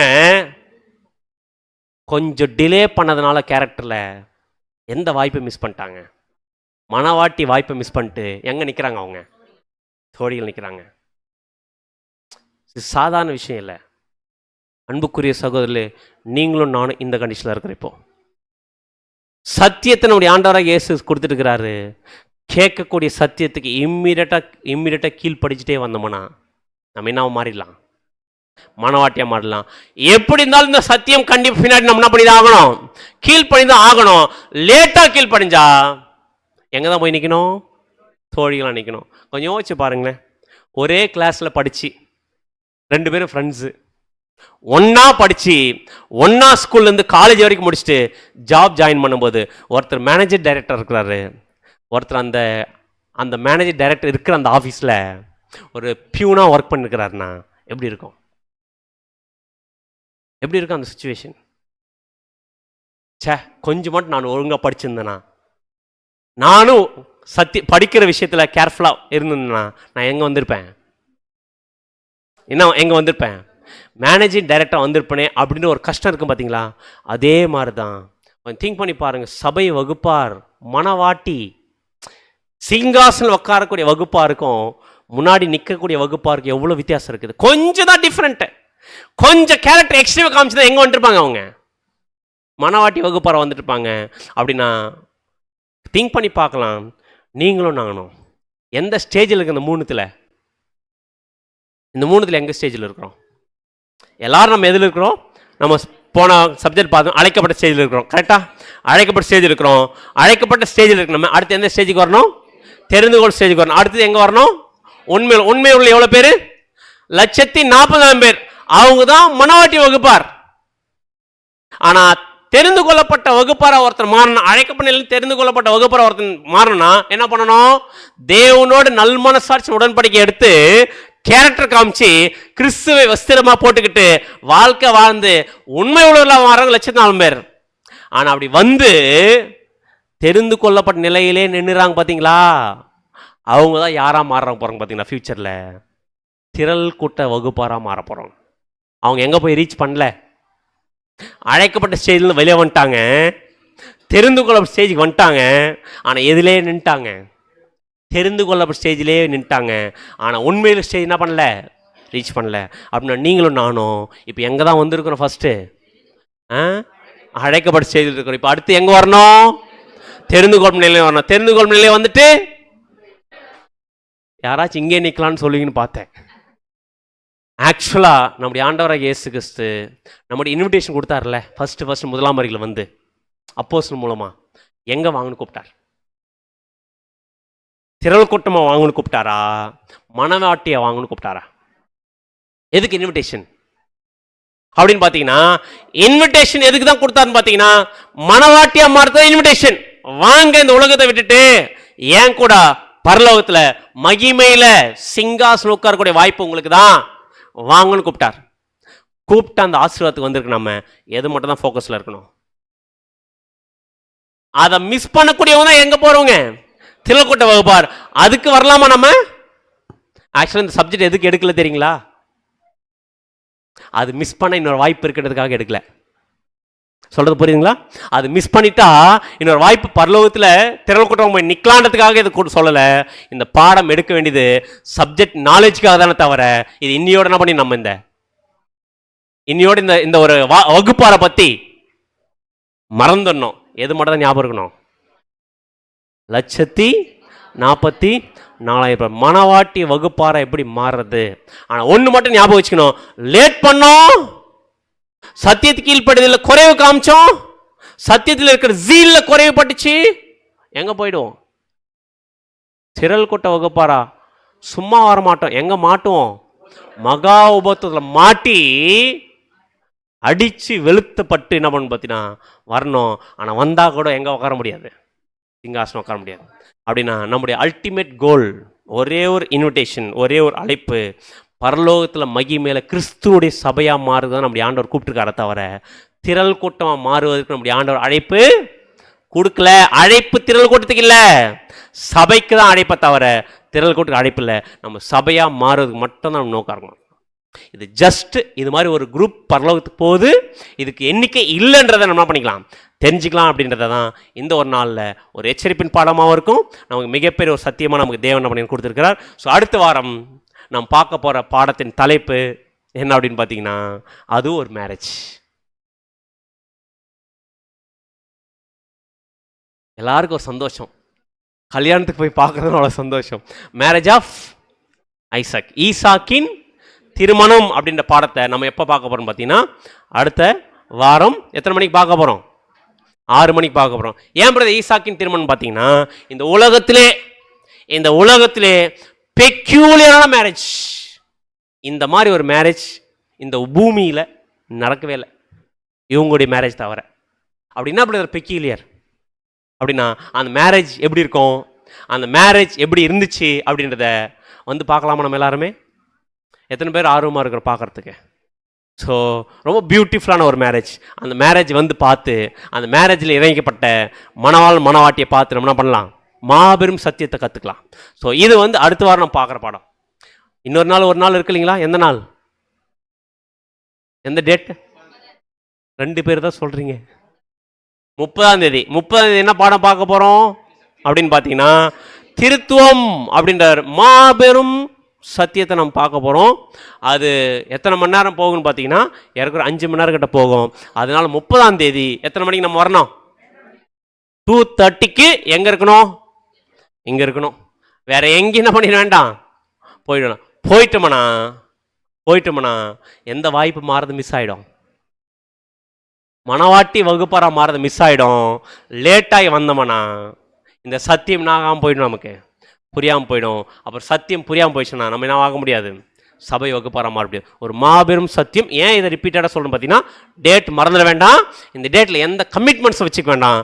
எந்த ஒரு கமிட்மெண்ட் தான் இருந்தாலுமே அதை எடுத்து ஓர வச்சுட்டு இம்மீடியட்டாக அந்த சத்தியத்தை கேட்கறதுக்கு நம்ம பார்த்தீங்கன்னா வரலாம். ஸோ அடுத்த வாரம் நம்ம பார்க்க போகிறது ஈசாக்கின் திருமணம் அப்படின்ற பாடத்தை நம்ம என்ன பண்ண போகிறோம், பார்க்க போகிறோம். ஸோ பொறுமையாக கேட்டவங்க அனைவரையும் தேவன் தாமே ஆசீர்வதிப்பாராக. இந்த ஒரு வாய்ப்பை நமக்கு ஏற்படுத்தி கொடுத்த நம்முடைய பிதாவாகிய தேவனுக்கு, நம்முடைய ஆண்டவராகிய இயேசு கிறிஸ்து நம் நன்றிகளையும் ஸ்தோத்திரத்தை நம்ம எடுத்துக்கொள்வோம். ஆமீன்.